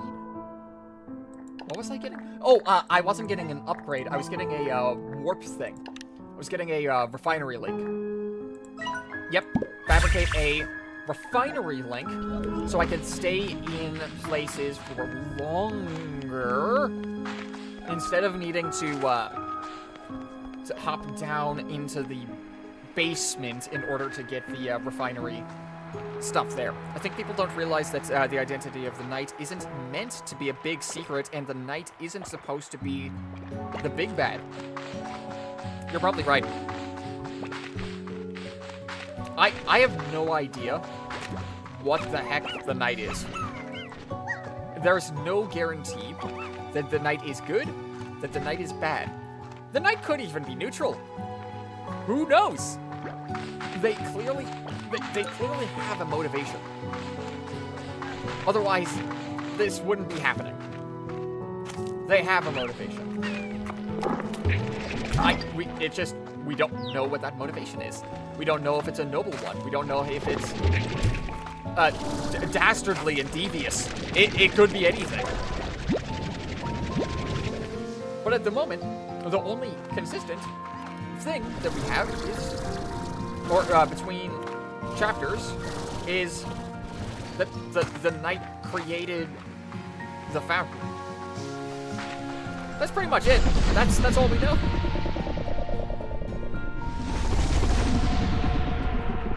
Not to mention, thinking about it, without the frickin'... Oh, let me place the thing. Refinery link. Over here? Yes. What is this? Med station? I mean, I don't really need it.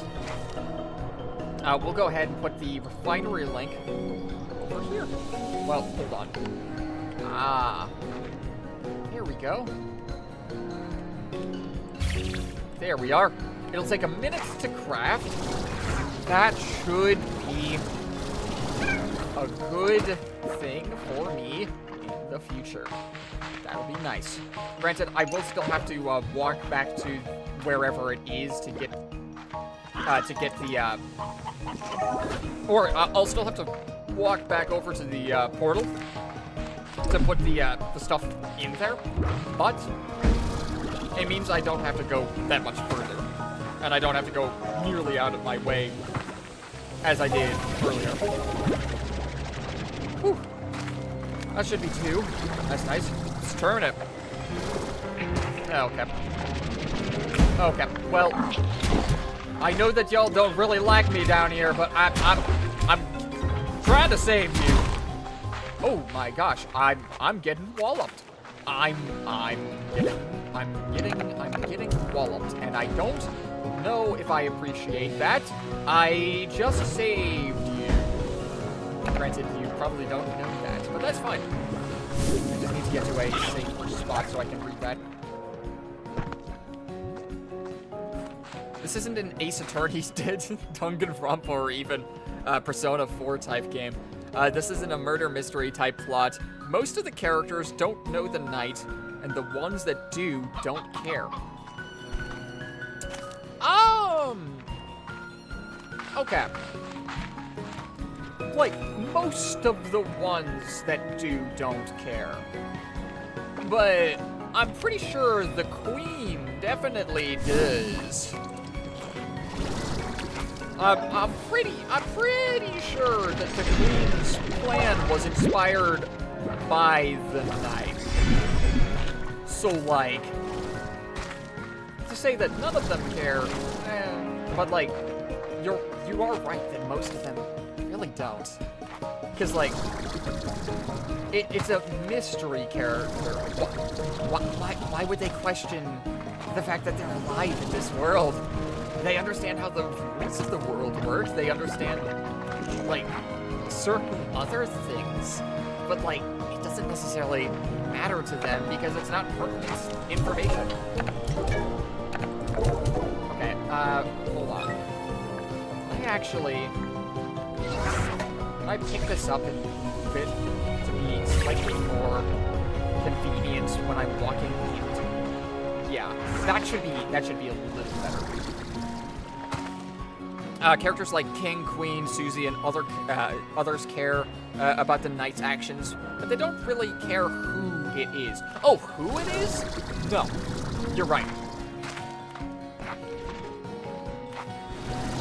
The people that really want to know is, well, the player, which means the player character, really wants to know who that Knight is. But it's very likely that it's gonna be the person they were attached to. So, that's funny. Whew. Is there something up there? I feel like there should be something up there. Or at least I would like there to be something up there. So let's jump up there. There is something up there, but I can't reach. But I would be able to reach if I was on top of that. So I'll jump on top of that. So I can get over there. I'm a genius. That's not anything. Wait, is it not anything? That looks like an opening. It looks like an opening. Oh, nothing's there! No! I thought something was there! Well, actually, something is here, but, like, I thought it was gonna be something else. What is that? Dash pad! So I can dash through... I can Sonic boost through levels now. That's fun. Believe me, I love the games, and I mentioned prior. This game just isn't one of those, and people shouldn't expect it to be like those games. Yeah, I agree. They should be able to tell the story. This game should be able to tell the story that it wants to tell, without being impeded by what people expect it to be. Because I'm just gonna say, I'm pretty sure that the way that this is gonna go is a bunch of players, if what they want does not happen, a bunch of players are gonna be like, oh, well, it was supposed to go like this, but like they changed it because we were onto them. Ah, that's why it took so much time. When in actuality, no, it just wanted to be something that it wanted to be something that wasn't Undertale. It wanted to be something else, something that speaks for itself.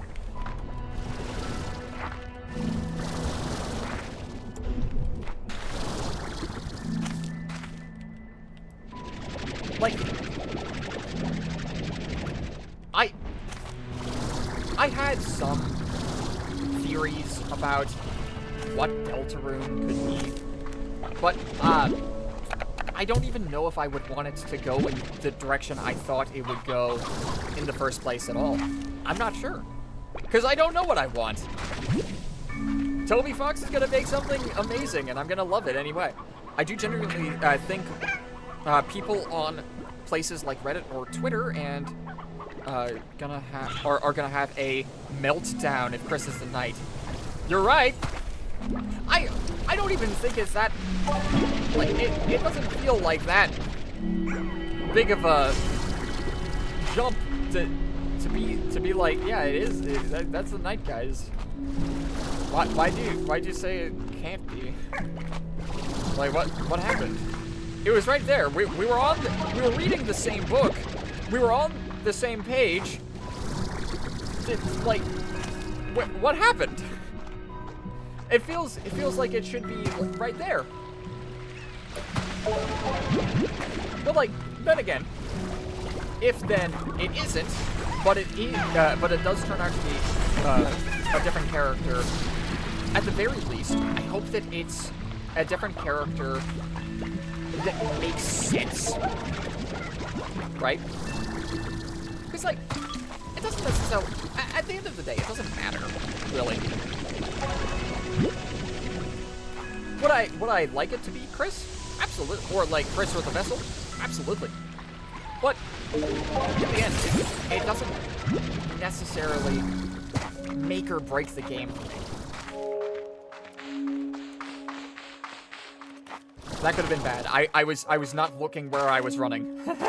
And there was a ledge right next to me. Ooh. Oh, this is a park. What? Conservatory bench.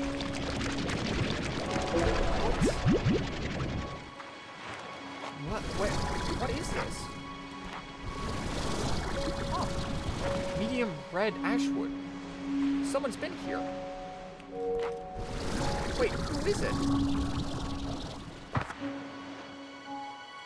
What? This is cool. This game is genuinely beautiful. It's so cool, man. Oh, that's such a cool thing right there for world building. Oh, and is there a secret over there? It looks like there might be. It's just that some people really want to disprove Chris being the knight. You can't discuss it anywhere without some smarmy comments like, actually, Chris knight is literally impossible. No, it isn't. Like, hey, I get it. Like, yeah. It's impossible because I said it is. But I'm gonna love it anyway.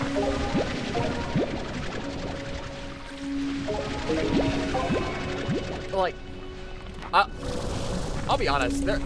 I had several, or like not several theories, but I'm way less high on this theory than I used to be.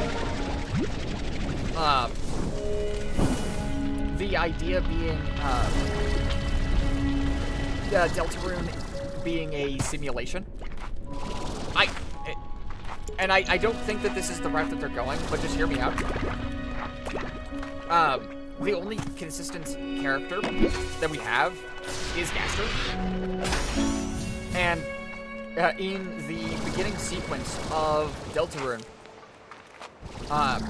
it's very likely that Gaster was the character that was talking to the player for character creation. And it feels, and the sounds that we're playing during it are like a droning sound. It feels mechanical and robotic, almost.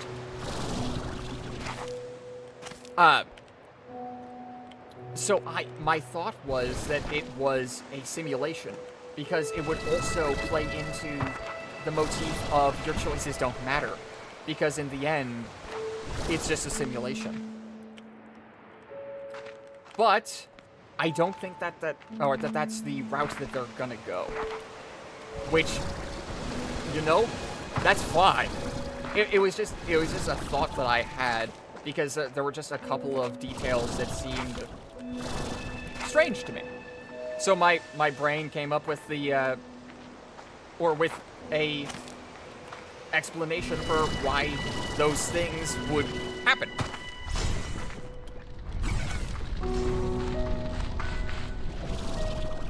So that was my thought.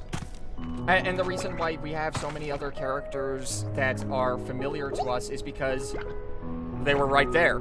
They were basically templates for characters that they could put into that world. Almost like a, what if the monsters versus humans never happened? What would happen? Well, it is a simulation, it's a video game, so that theory is 100% concrete and can't be disproven. You're absolutely right.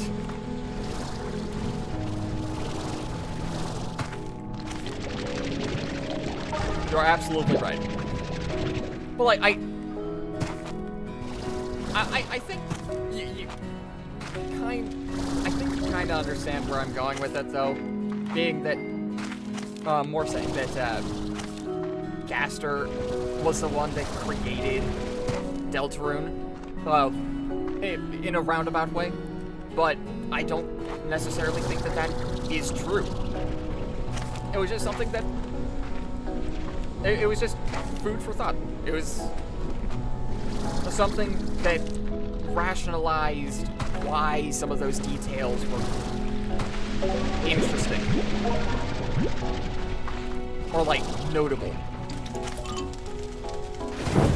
Yeah. Alright. And, like, if anyone were to be able to do it, it would be Gaster. That's it.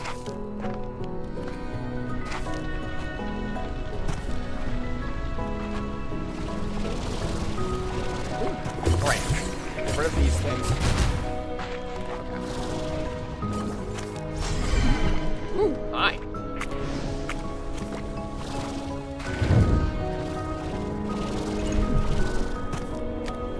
Okay, we're just gonna go back over to the depot so we can deposit at least the resources. We're gonna keep the slimes in our pockets, though. At least for now, because I think that they're... Wait, I still haven't found the map for that area, and I would like to find the map for that area before I head out. And there is the cave. Right. Okay. Maybe I should put the depot more like in this middle area, because this is an area that connects to both other, like, offshoots. You know, with some Undertale characters being aware of the player's existence, it kind of makes me, or made me wonder how someone could handle the concept in say, a D&D game. Yeah. That's... Okay. So, that would be very interesting, because that would be very hard to do. Because, like, they would end up very similar, I believe, to Sans, where they would be endlessly depressed because a different character or a different person is telling them how to play or how they are. So, do they have a choice? They're living in a world that was made up by some guy. How do you roleplay that? I have no idea. You'd basically be playing... You'd be playing yourself. Playing someone that knows that you exist. And is either indifferent to you or doesn't like you. That is wild. And like, if you're able to do that properly, full props.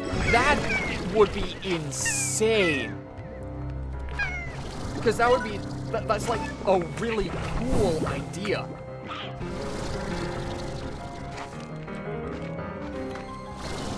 But like, even playing a character with multiple different personalities is tricky. Playing a character that knows that they're a different personality, oh. Ooh, I'm actually on a different part of the island than I thought I was. All right, I guess I may as well explore this place. Hello. Okay, well that's a recipe for problems. Ooh. We got heartbeats? What is this? Stone eggplant. Whoa, no! I don't want to let go of you guys! You stay here. You stay here, my little precious. I don't know. Anything down here? Well, there's a little logbook. Accessing gg.log. The first time I was here, I turned this entire ruin complex into a beautiful garden. I'd never know the original purpose of this place, but I thought its creators might be happy knowing that far into the future, someone was making sure it still had purpose. There's no time for that now, but I am going to at least plant some of my favorite flowers right here and hope that, in time, they'll flourish and cover these ruins once more. Maybe if I ever make it back home, I can see it myself. Okay. Whoa, I thought I fell off the map again. Please don't do that. Alright. Yeah, I'm not even gonna imagine how I would tackle that in a campaign. I'll leave that concept to someone else. Yeah. Like, hey, it's a super cool idea. I would love to be able to do it. I just don't know if I could feasibly manage to play a D&D character that is self-aware enough to be convincing. So like, but I do really like self-aware characters if they're done right. They have to be done right. There are certain things about self-aware characters that I feel can be just lazy if they're done wrong. And like, I don't even really know how to explain it. It's just, it's hard to do correctly, and if you do it incorrectly, it can lead to an absolute disaster. Oh, like for example, She-Hulk. She-Hulk, the new Marvel Universe show. I hated how they implemented her self-awareness. I thought it was just the absolute worst because they attached it to a character that, or they tried to attach it to a character that was bland, and they tried to just use the self-awareness as a joke. As a, oh, I can just do whatever I want, and it doesn't matter what consequences are, I'm just gonna do it. Because I'm self-aware and I know that I'm in a show. That is the most boring and lazy way. I thought that was a resource. I thought that's the most boring and lazy way to implement self-awareness. there isn't any repercussion to it. There isn't any rhyme or reason. At least with certain incarnations of Deadpool. The reason why the self-awareness is funny is because he's technically not self-aware. He is self-aware because he's insane. There is a very clear reason why he is aware of things. It's because he's crazy. For She-Hulk, that reason doesn't really exist. They don't explain it. They don't do anything with it. And not to mention, Deadpool's not even able to, like, change or, like, screw with anything in universe using his awareness. He's not able to do any of that. He can reference it. He can do that all day long, and he'll annoy everyone all day long with all of those references. But he doesn't leverage it ever. Well, I can't say ever. The only way that he can change something in universe is through an outside source called the continuity gem. But the only way that he can change things is through the continuity gem. She-Hulk just got to do it for free. Why? Because she's self-aware. And that was it. I hated that. It was so bad. And it really cheapened the character to me.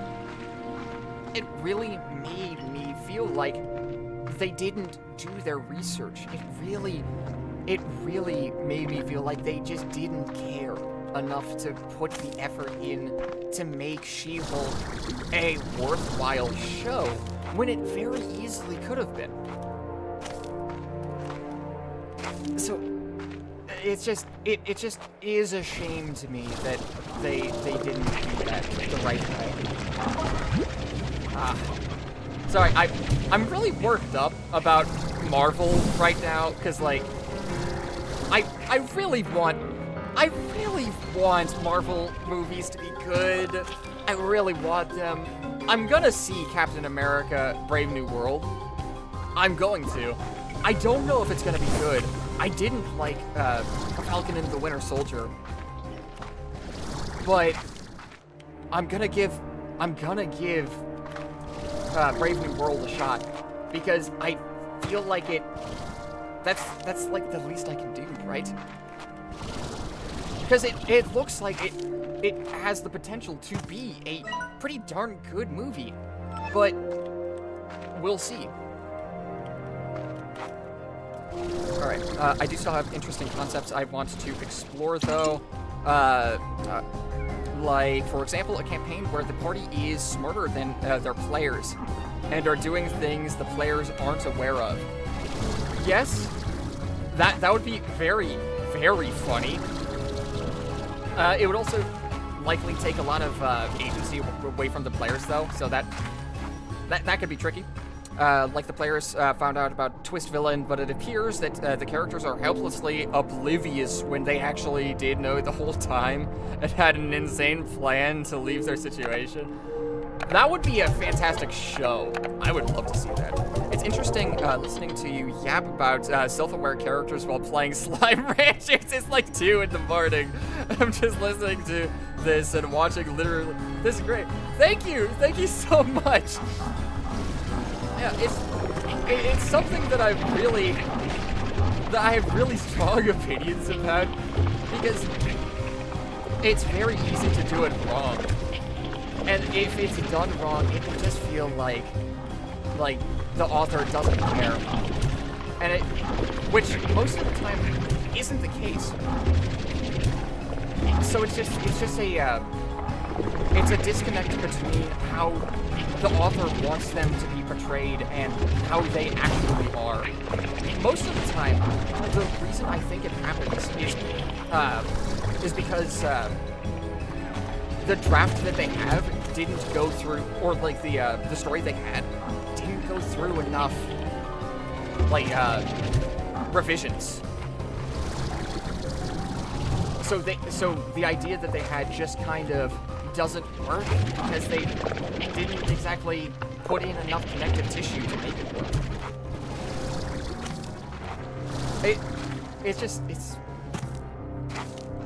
It's the reason I'm so passionate about it is because I love self-aware characters. When they're done well, they're some of the most interesting things ever. So it's just really cool. But again, I'm also planning on, I do want to watch Captain America: Brave New World. I'm very touchy about it because recent Marvel hasn't been amazing. Guardians of the Galaxy 3 was great, but...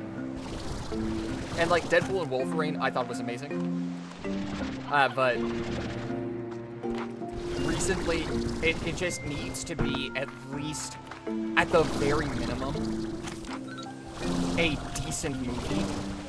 We can't have it be a bad movie anymore. It's... I feel like that might just be inexcusable right now, because that's what we need. We need a good movie. As I could tell you about something I want to do in my campaign, I'm not sure if I should. Okay. Which thing? I mean, you can talk about it too. You're welcome. I love hearing other people's opinions on things like this. Seriously though, I've seen some characters that are just way too self-aware, and it just leads to the book/show completely. Oh, I know. I need to catch up on Marvel. Yeah. Like, all right. You don't necessarily need to catch up on Marvel.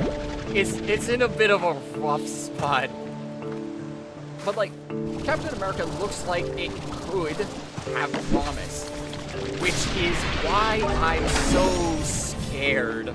It looks like it might be a decent movie. So if they screw it up, that would be so disappointing to me.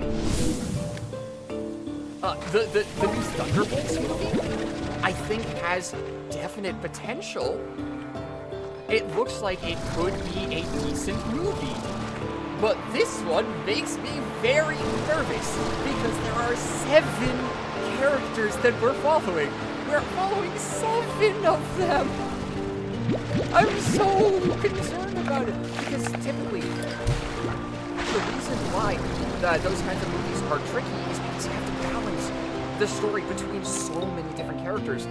Make sure that characters get a decent amount of time while not making them feel like they're overbearing. It can very easily make a decent storyline go out the window because the balancing and the pacing is bad. Typically, the reason why it can be troubling is because of the pacing. The pacing can just be abysmal. I heard that. I've seen the new Captain America movie trailer once or twice. I'm slacking off on it because of how all the place the other ones, or because of the place that the other ones have been. Yeah, I absolutely understand that. Alright, I've been meaning to watch the 2nd season of Loki because I've heard it is really good. I've heard it's very good, but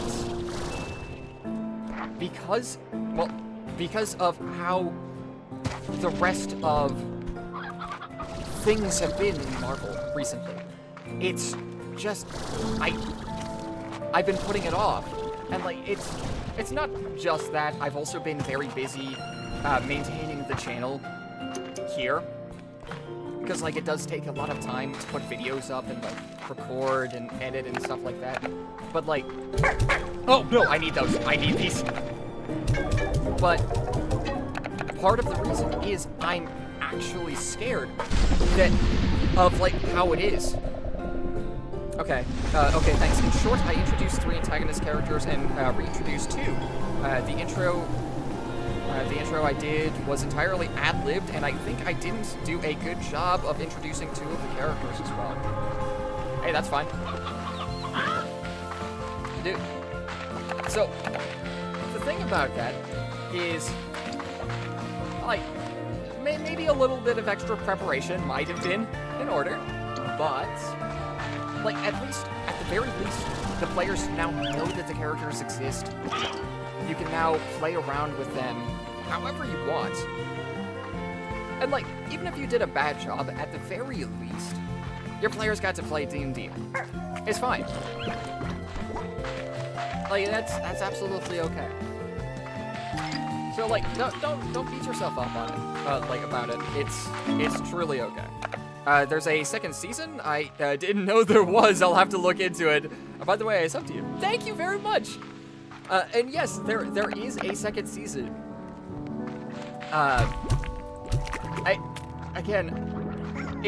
It sounds like it's an incredible. It sounds like it's supposed to be incredible, but I don't know. Something about it just worries me because they are on a hot streak.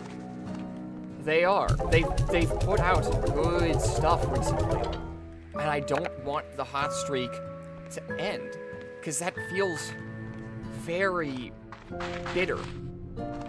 Because I want these to be good.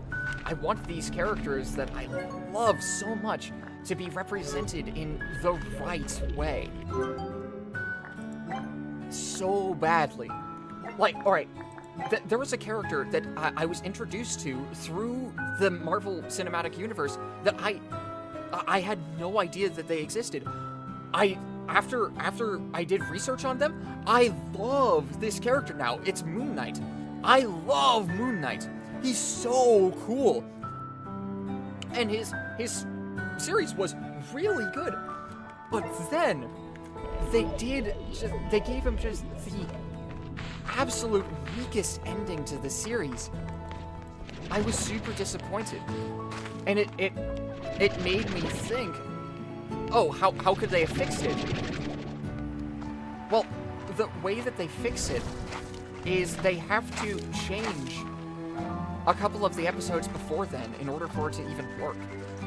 But, I don't know, like, I want these characters to be done justice because I know there are so many people that resonate with these characters, that relate to a lot of these characters, that want to see them succeed. And them giving a bad first impression is terrible because it damages the reputation of the character so much because the information that we have about that character, the most recent stuff that people are going to see is going to be in the Marvel Cinematic Universe most likely.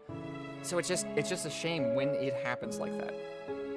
I want to have a scene for the players to do better job to establish something about these antagonists. It's just that it's a scene that only players see, not their characters.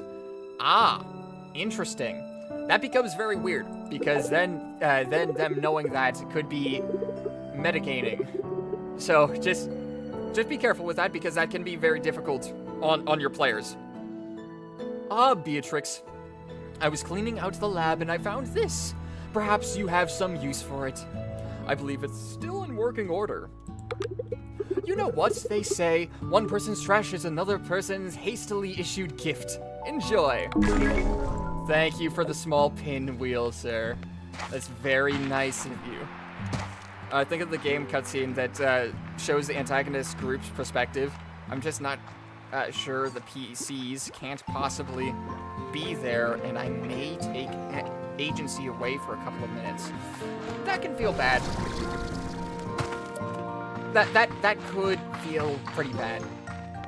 If you want to, there are a lot of ways that you could introduce the character or give certain characters information about those antagonists without them being there.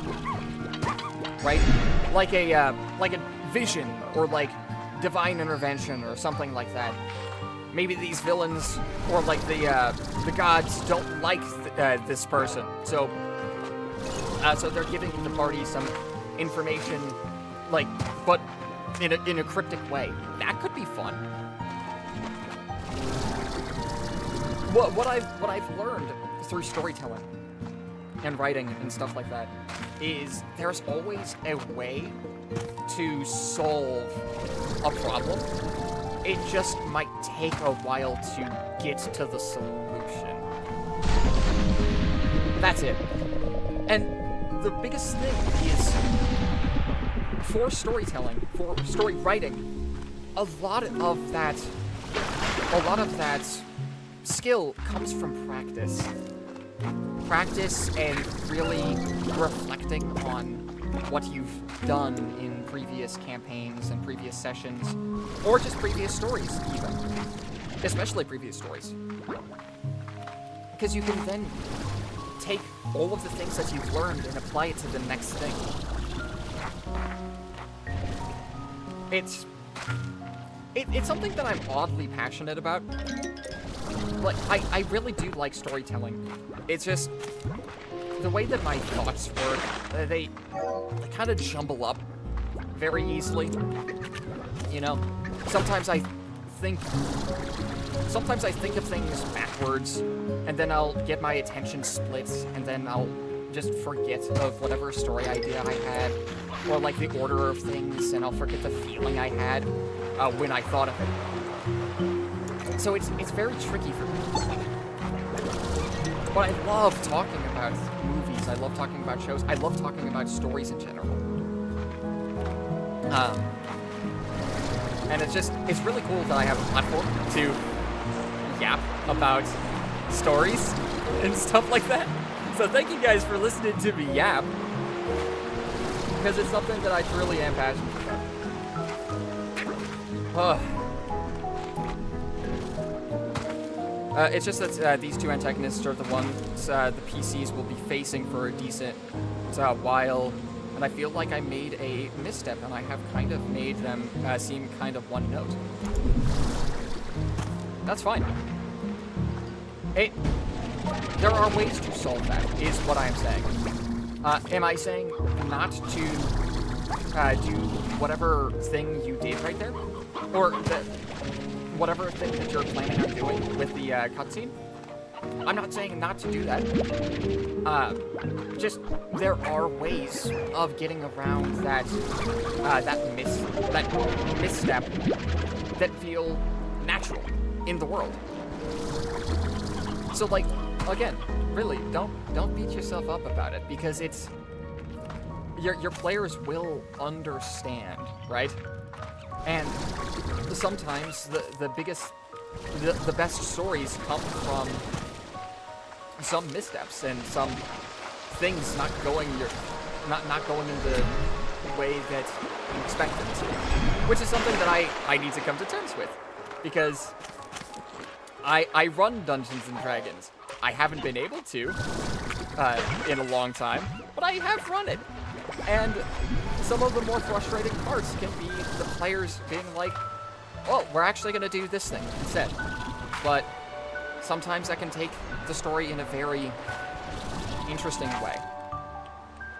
But if your characters being introduced as one-note characters, I feel is definitely fixable. Because, like, you're gonna see those characters more frequently anyway. So you can flesh them out and almost naturally develop them into the characters that you really want them to be. I think I'll tell the players about my plan for the scene. One is a DM and another is a future DM. Just letting them know they won't be active for a few minutes. Yeah, that's absolutely fine. And again, the players will understand. They'll, at the very least, try to play along. Because, in the end, it's a game. It's a story that you're telling these players. And they want to see what you have to offer. And if what you want to do and what you have to offer is this idea, go for it. It is a thing that you can do, and it's something that, if you need to, you absolutely should. Just make sure to let your players know. That's it.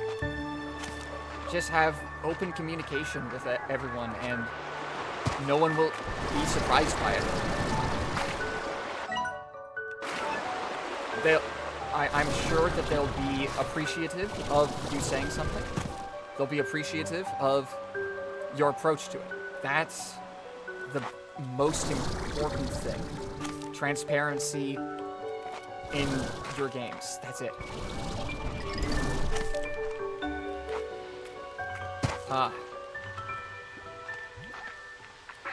Yeah. My goodness. Sorry, this has been a very fun stream for me. This has been really cool. I haven't been able to, like, go into depth about these things in a very long time. So, again, thanks for allowing me to get into it a little deeper.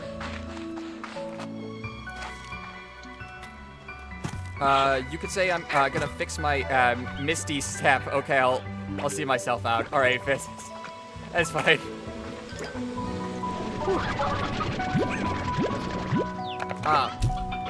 A show. Oh, is that another portal? Well, that's a portal back home. Wait. I made it back around, but there's so much behind here. Okay. I'll go back around here and see if I can find the map area here. There's another show that I've been watching that I'm very nervous about because I want it so badly to be good. It's been Has Been Hotel in the Health Boss universe. I want it so badly to be good. I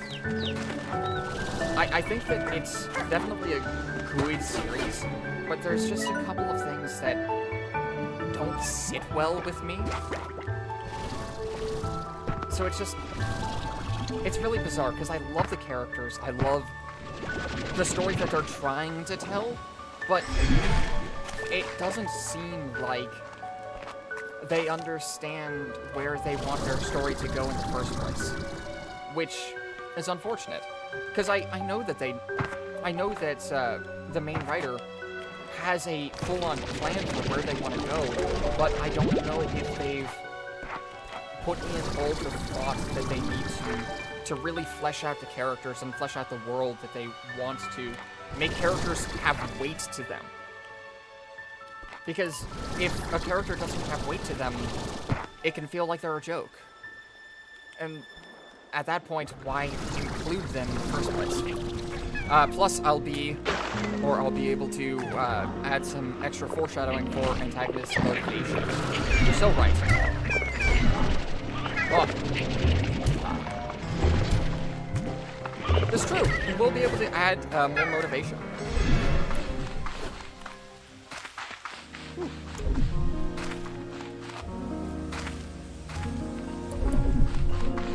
I'm sorry. I haven't been able to talk about it, or the story thing, in a very long time. I kind of just...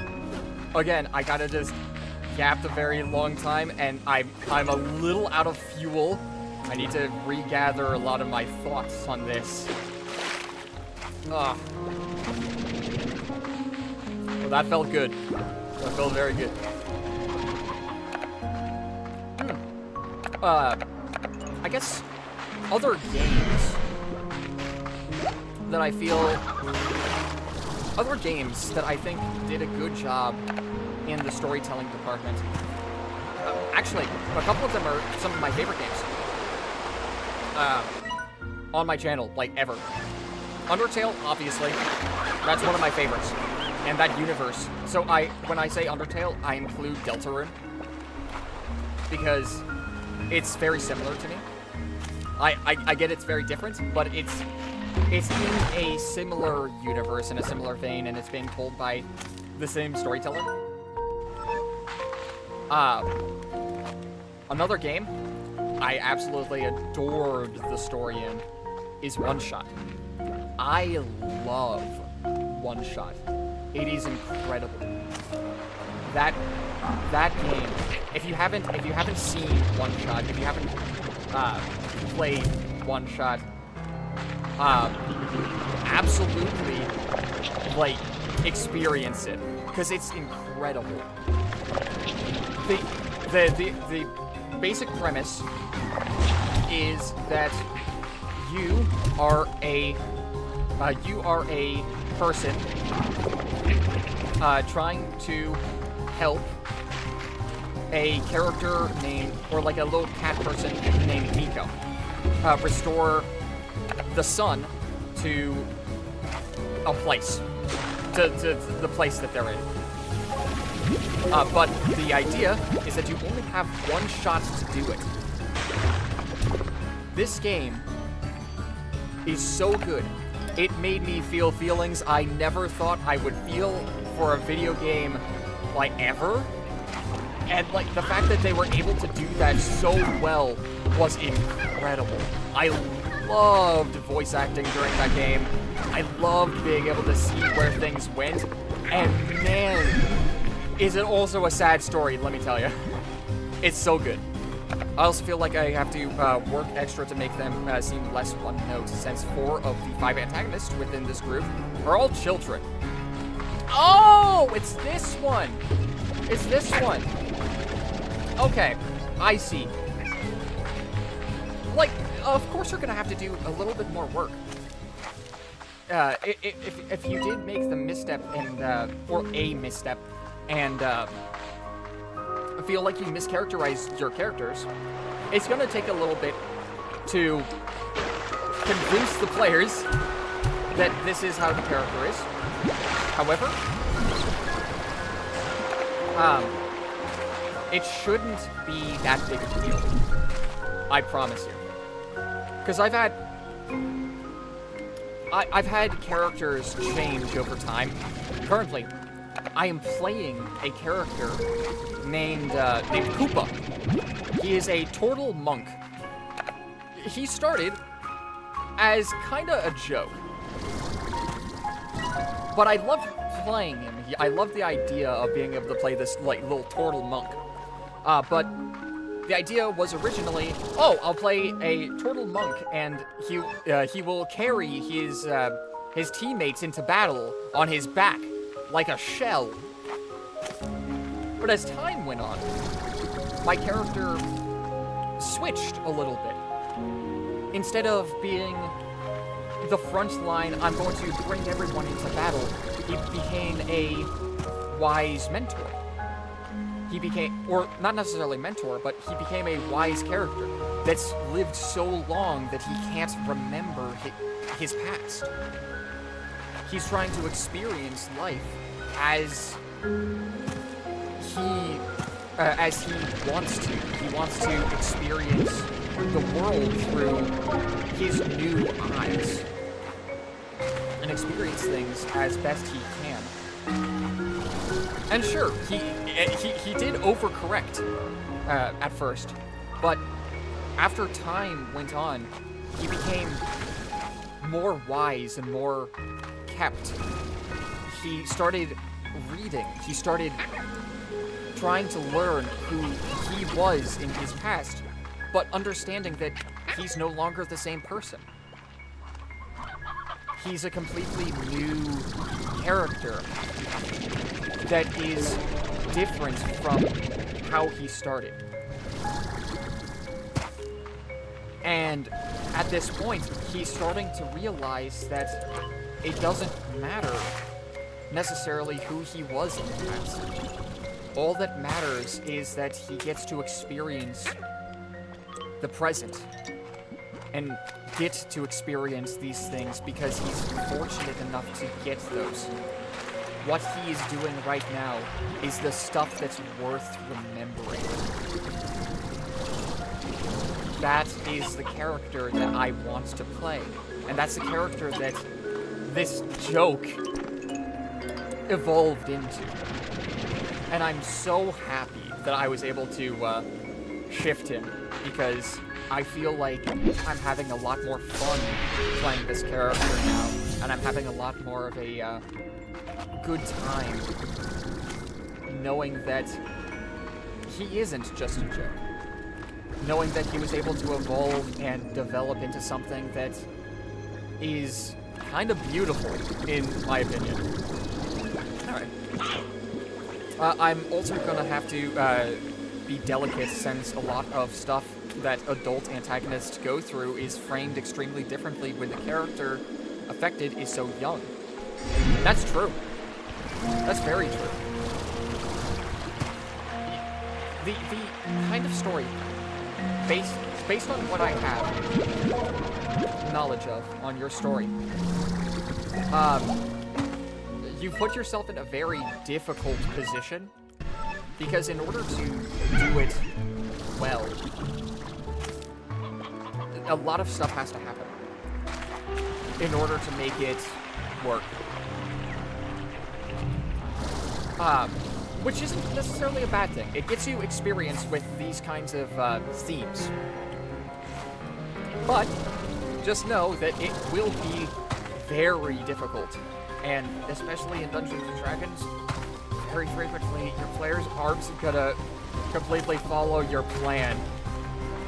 So, like, just making sure that you understand how your own characters work.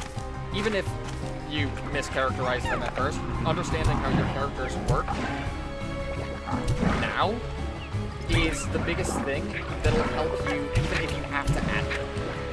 That's it. I say it like that's simple. It's really not. It's very not simple. But that's what you gotta do. The first child antagonist, the party faces will really show how young they are, and it will set the tone for the kinds of backstories we deal with. Okay. I gotcha. But yeah, I honestly believe in you to be able to do this idea justice. Seriously. Truly, I believe that you can do it. So, like, don't psych yourself out. Because the bad stuff typically happens when we psych ourselves out. When we don't believe that we can do it. So, just have faith that you will do okay. And when you have faith that you will do okay, you'll have a lot more confidence. Be a lot less shaky about certain improv things. You'll just have an overall better experience because you're confident in it. That's the key. These children are people who have extreme goals, like defeating all evil for very personal reasons and showing how they became prey for the BBEG.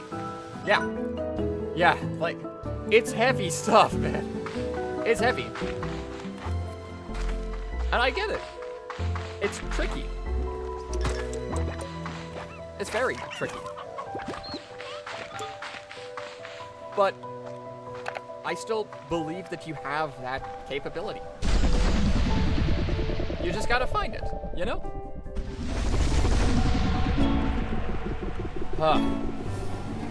Anyway, where do I go? I go back home. Wait, hold to your plorts.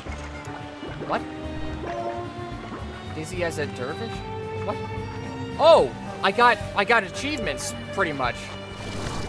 Wow! Oh no! It's windy! It's windy! I've never seen this! I've played this game, like, quite a bit beforehand. I've never seen... Is this part of the new update? This is so cool! I love this! Oh, the simplest of things. The simplest of things. I just love it. That's amazing. Yeah. Oh. What are some other games that I actually really like the story of? In a way, I really like the story of Papers, Please. The journey I went on with Papers, Please. Oh my gosh. It was a time. I loved it. I loved that game. I love being able to play it. I love being able to experience exactly what the buzz was, because I'd heard that it was like a really big thing, and I understood the general concept of what Papers, Please was. But the only real experience I had with it was I had played That's Not My Neighbor, and I knew that they were similar. But that's all I really knew. So I went in and I played it, and I really freaking enjoyed it. So if you'd like to check that series out, then I would be honored, because I love that game. My DMing style may have helped with that a little. I usually have notes for what will happen, but not exactly how it will happen. And that's how it should pretty much be, because there's, like, how on earth are you supposed to predict what a player will do? Alright, so for context, I had this happen to me with a prefab that I ran for my friends. We were running a game in a new system, not Dungeons and Dragons. It was Marvel, and the players were so funny in that campaign. Reason being, they did so few things that I would have expected, and so many things I didn't expect. You would think that those are the same thing, but no, they are not. I was anticipating. So in the last session that I did, in the last session, I was expecting for our players to, like, hard press a certain character because they were, like, a bad person. They didn't hard press them at all.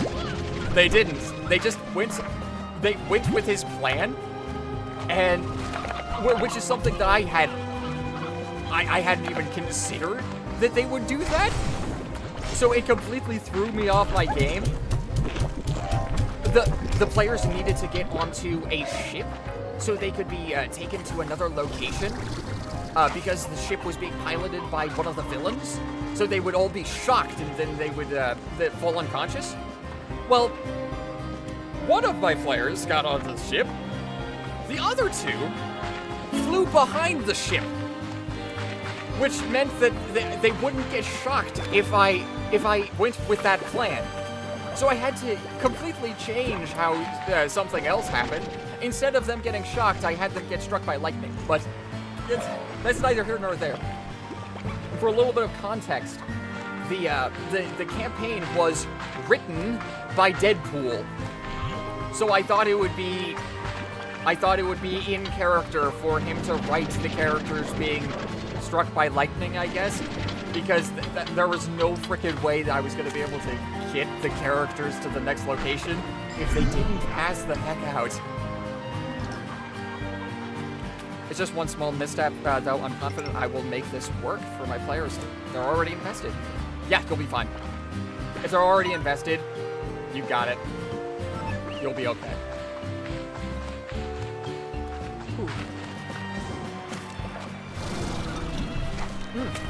I'm also playing some more games.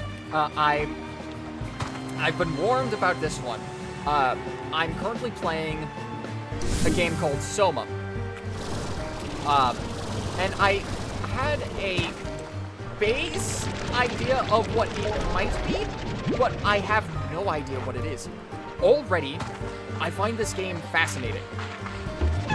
I'm only I'm very early in. Very early in. So I have no idea where it's gonna go. But at the moment, there are just so many questions that I have. So many mysteries have already risen. I'm super curious to see where anything goes. I'm super curious to see how anything in this place works, because I don't know. I've been warned that this game gets very dark and asks some very, very challenging questions, which I'm curious to see how that goes. But those kinds of games I really like. Oh, I don't have a chicken. Dang it. I really like those kinds of games because it makes me think more about how things are and, like, how things interact with other things. Maybe I'll be proven wrong, and Soma is going to absolutely floor me. I'm expecting it to floor me, but I just don't know how yet. I'm really looking forward to seeing how this game progresses. I'm also playing Amnesia Rebirth, which already I'm super invested in. I love like the Lovecraftian feel that some of these locations have. I love the mechanics that have been introduced. I love the story that's being told. It's really good. I'm really looking forward to how it progresses. And to be fair, I only have one episode done for Amnesia, and I only have the one episode done on Soma, but I can't wait to really sink my teeth into those stories, because that's what I'm invested in. One small little coincidence with my players will make this very interesting. One of the PCs is insane, kind of a psycho, but because of his past, he has a soft spot for children. Okay. All right. So they're kind of like a protector kind of character, I guess. All right, cool. But also a psychopath. Sure. Yeah. All right. That can work. That works. All right. Oh, that's a ledge. Let me focus. Hold on. Let me get my... Well, I don't have stamina. One of these... Alright. Already, I've accidentally fallen into the caves because I didn't have enough stamina and I decided to jump off a ledge. I don't advise it. Really, don't do that. Terrible, terrible thing to do. Come on. Lava! Alright. But yeah. I'm really excited for some of these games that get to come out. Because I get to experience them, and I get to share my experience with them. So, like, it's gonna be a blast. What are some games that are coming out, like, soon, that I'm super excited for?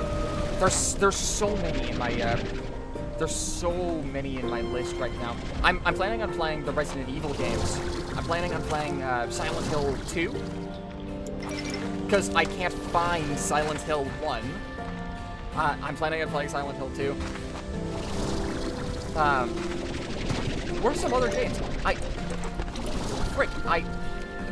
They're in my... I have so many in my list, but like, I've forgotten them, and I can't pull it up right now. Like an assassin who has no issue with ending people normally, but he relates children to the friends he had in his past before he went insane. Okay. Wait, how do I get past there? All right, there's definite potential in that story thread. Absolutely. Another idea I've had is 4 kinds of talks like this, in a way to sort of facilitate conversation with my friends and stuff like that online.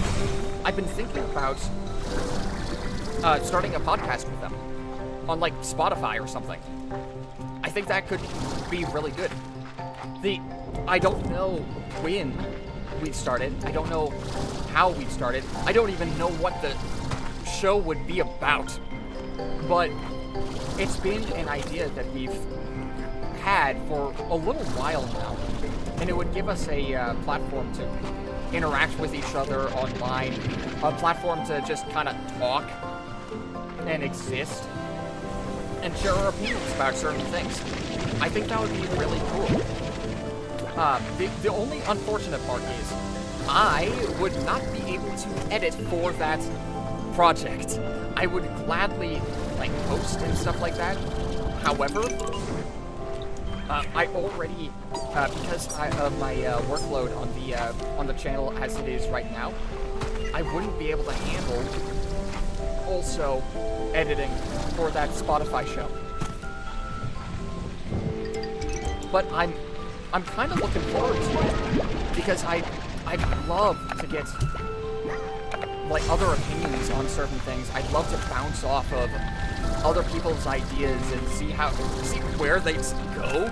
That would be amazing. Plus, it's just an excuse for me to ramble on with my friends outside of playing video games, because very frequently what will end up happening is we'll be so invested in the game that we kind of forget about the topic that we're talking about.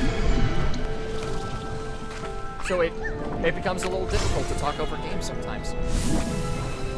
Besides the occasional call-outs when we're playing like Marvel Rivals or something like that, when we're playing Overwatch. So I think it'll be interesting. I'll make sure if it does happen, I will make an announcement on my channel.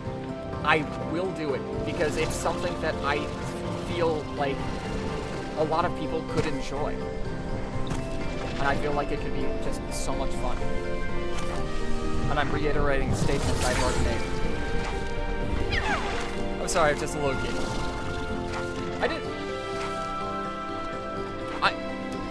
I'll be honest, I didn't expect necessarily to be here tonight.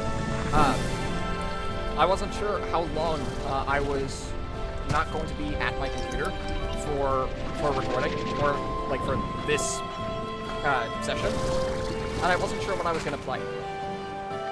I was really stressed out because of, just how the channel's been right now.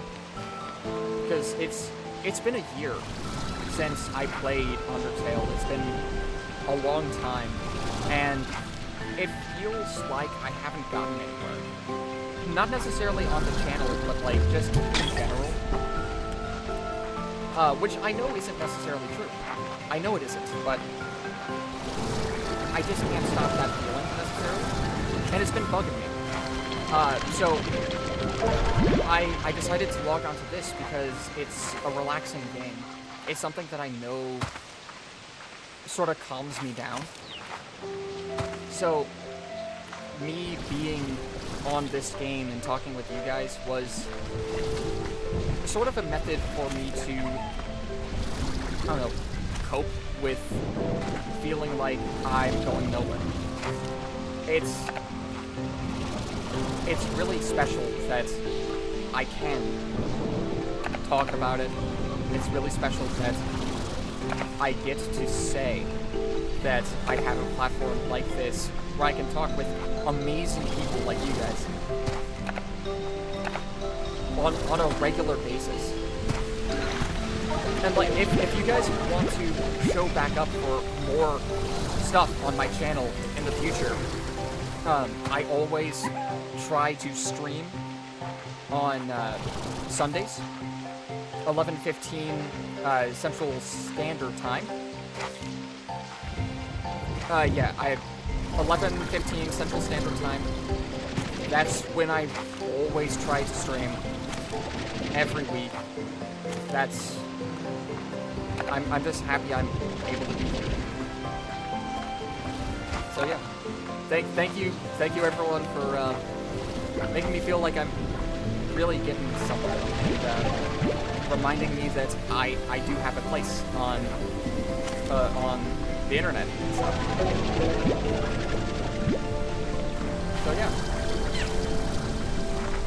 It is getting really late though, so I might want to end it soon.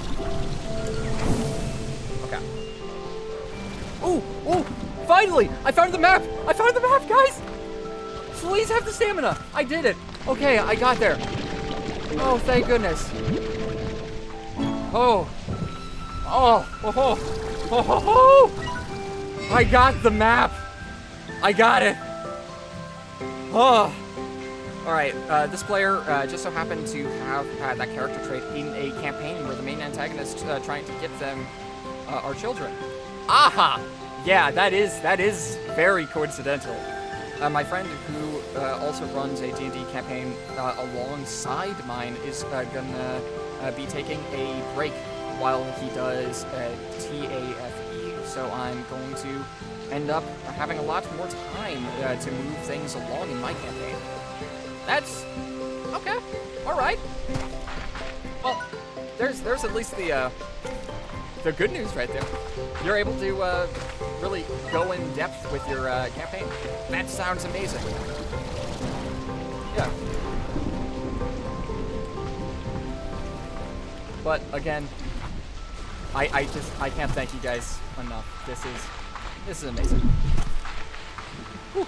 But anyway, enough with being sappy. I gotta find a way to get back home.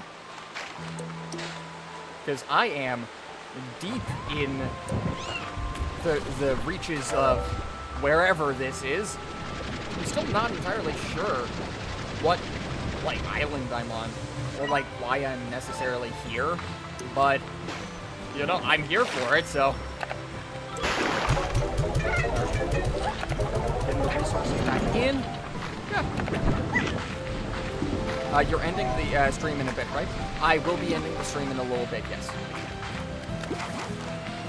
So, if, in case anyone wants to make any statements or final sayings, make sure to do it very soon, because when I get back to my base, I will be ending the stream.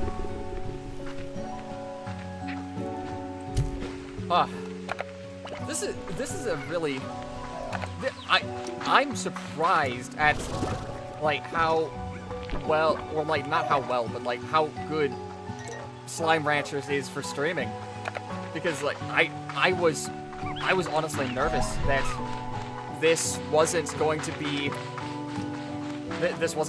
like a good stream, but I'm having a lot of fun with it, and it seems like you guys are having at least a little fun too. This is great. All right. Oh, I guess I should also mention I'm going to continue playing Selma. I'm going to continue playing Amnesia. I have a lot of games that I'm excited for that are coming out very soon. I am going to play Poppy's Playtime Chapter 4. I am going to make or like videos on Poppy's Playtime Chapter 4, but I never really finished Poppy Playtime Chapter 3, so I'm thinking that I'm going to play Poppy's Playtime Chapter 3 again, and make that like either a video or a stream or something, so I can actually see the ending. Because if you didn't know, the reason I never finished Poppy's Playtime Chapter 3 is because during the ending sequence, when I beat the boss, the game crashed, and I never went back to it to get that final section. So before I go to Poppy's Playtime Chapter 4, I want to get to get through Chapter 3.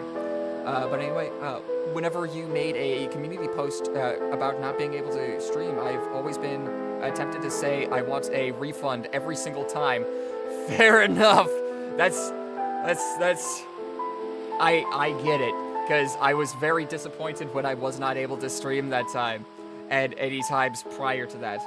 But, anyway, thank you everyone so much for watching. This was a blast. I can't wait to see where things go next. I'm really excited for the future. I want to see how things go. But, for now, thanks for watching, and I'll see you in the next episode. So, goodbye!